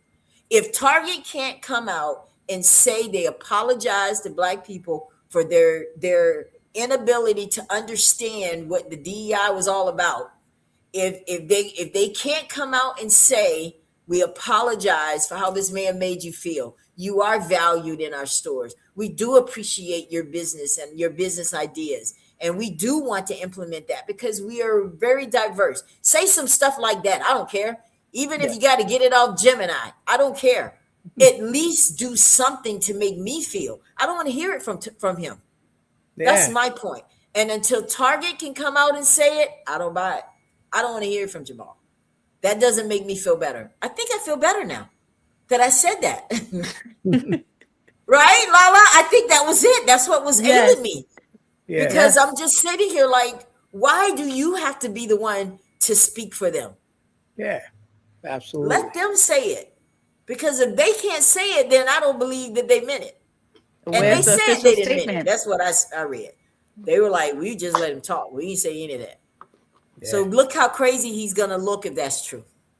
Mm-hmm. And it does hurt me to see the division. I'm not going to lie about that. That hurts me to see that, right? You guys, right, yes. Lala? I mean, absolutely. Yeah, that hurts me to see that we're so divided on it. But I don't think we're going to agree on this because I saw a lot of mixed reviews and a lot of black folks like, look, you just played yourself, bro. Did nobody tell you go down there and tell Target we were going to start shopping for them? Yeah. Because I don't care if they do pledge $2 billion. Yeah. Okay. Am I going to personally get a check? Like, how is that going to, I mean, like, do I need to get a business and try to I would like to see somebody go undercover. I'll be honest with you. Go undercover and see if they really all that. Because, when I was a property manager, this is what I used to do. And I'm going to get out of here, guys. When I was a property manager, I would send a fake person into my units, my buildings, in all of my portfolio. I would pick someone and send them there because I wanted to make sure that my people were doing what they were supposed to do.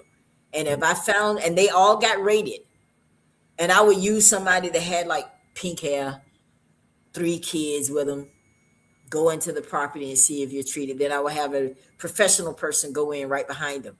And then I would compare the notes that they told me how they were treated. And if anybody was off, you already know what was next. Because I did not play that. Because people will present to you how you want to see. Mm-hmm. But it's always that other foot that you don't see. That's the one you need to be worried about. And I think that's where we are with Target. There's more to come. I don't think this is it. I think we got to be vigilant, keep looking, make your own decisions. Don't let nobody try to tell you what you should do and what you should believe. Not even me. Get to know it for yourself. All right, guys, we're going to get out of here. This was great. This was our first State of the Streets show. Y'all like that name? Isn't that kind of catchy, kind of State of the Streets? Yes. Yeah. All right. Well, we're going to get out of here, guys. I'll be back. Jonathan, when am I coming back? You coming back next Thursday or what's another date? I don't know. We'll talk. All right. We'll make it because we're working on getting a solid schedule, guys, so that we can always have guests. But I just want you to know, if you're watching this show tonight, we don't just do shows like this. If you have a story to tell and you want to share that with my audience, by all means, I would love for you to reach out to me, or if you see Jonathan here, reach out to him, because I want to showcase true stories here as well. If you've survived something, whether it was breast cancer or some kind of arrest, and you made it through it, just something that you know that your life was meant to be a positive spin. I want you to be comfortable enough to come here and tell it to the Ella Johnson Show. So I just want you to keep that in mind. We do a lot of different kind of shows, not just news. This was our first one trying this out. How you guys think we did? I think it went pretty well. Yeah, Think it went pretty well? Came in I late. hope she's part of the next president's administration. Yes, me too. I want to see Jasmine. I want to see her do more. I like her. I want people to embrace the real Jasmine. Like, let's let bygones be bygones. Let's embrace this brilliant woman, because she is brilliant. She is tested. She is tried. She is not afraid. And I think that more than anything that we need in this country, we need somebody. I don't care if it is a woman. I don't care if it's a dog that's out here speaking for us. We need someone with balls that's not afraid to say what's real. And if she does that for you, who cares if she's a woman? Who cares if she's a Black woman? She did it for you. Because I haven't seen a lot of y'all's leaders get out there and speak out. Look at what Tim Scott, anybody that's following him, look what he did. I feel sorry for him. I do, because this guy, he spoke out for Trump, and now Trump hates him. And now he's trying everything to get back in his good graces. It's not going to work, buddy. He doesn't like you anymore. Great show. Thank you, Political Bear. Appreciate it, buddy. All right. Well, we're going to get out of here, guys. Have a great evening. And tell everybody where they can find you, Lala, so that they can stay in touch with you and get more information about your business. Okay, so you can find me on Facebook at Lala Moore, or you can find me on IG at I am Lala Moore. Okay. And you, Jonathan, tell us about Blacktopia. How can people join? You can check out Blacktopia, Black Utopian Society on Facebook. You could join. You could also hit me up at info@themediablast.net, and I'll give you the link. And also, if you need some more publicity for your product, service, or brand, reach out to me as well, the Media Blast PR, and also go to www.blacktopia.org. Yes. What is Blacktopia about? Let's see. We didn't say that. Oh, yes. Blacktopia is about Black unity, bringing everybody together under one roof, no matter what you study, no matter what your political affiliation is, no matter where you're from. I don't care if you're bougie or you're from the hood. Don't care if we're all Black, we all share that in common. We need to unify and get together and all be on the same page, even if you got different opinions. And it's also about economic empowerment for our people. We need to keep that Black dollar circulating among us so we can build our own sandbox, so we don't have to keep playing in other people's sandboxes. We have our own stuff, our own everything, and Blacktopia is about us being self-sufficient without having to ask the dominant society for our survival. Do you have some type of Black business directory for Blacktopia? So I had one. I had one on blacktopia.org, and they shut it down. Google shut me down, actually. So that's unfortunate. Google got rid of the Blacktopia, Black Utopian Society business directory. Don't know why. They sent me some email about some BS, and I actually posted it on Facebook right before this happened right before my page got shut down. I got shut down in 25. My Jonathan Coleman page was shut down for a couple of months. And that all happened around the same time. So that's so unfortunate. If there's anybody that knows a thing or two about getting shut down on Facebook, it is I. I was always getting some kind of lash, and I'm like, what, I said that? No, yeah, you did. Oh, yeah, you need to watch yourself. But anyway, well, we want to get together, because if we're going to keep that Black dollar circulating, we need to know where it is and who we can reach out to for certain things. Like, I'm looking for someone to publish my children's book, my next children's book. Find me somebody for that. Oh, this is what I meant to say also. I'm restarting the directory on Patreon. So you can go to patreon.com/Blacktopia. Okay. Yeah. So that's where the new directory, I'm moving everything. Yeah, I got to start from scratch, but it's not on blacktopia.org anymore.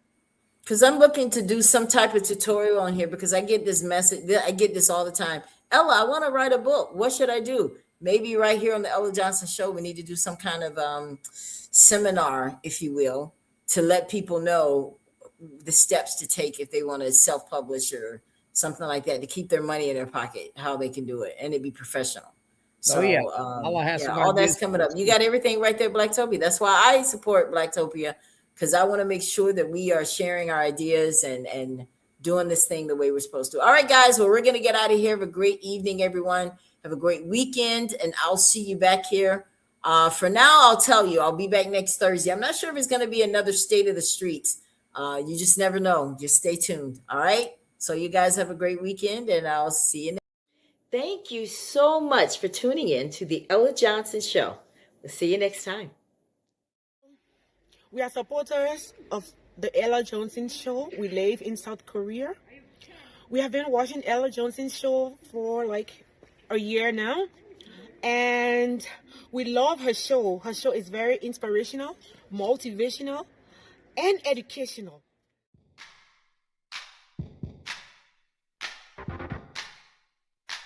If you would like to be a guest on the Ella Johnson Show, send an email to theellajohnsonshow@gmail.com or send a text message to 407-334-6997.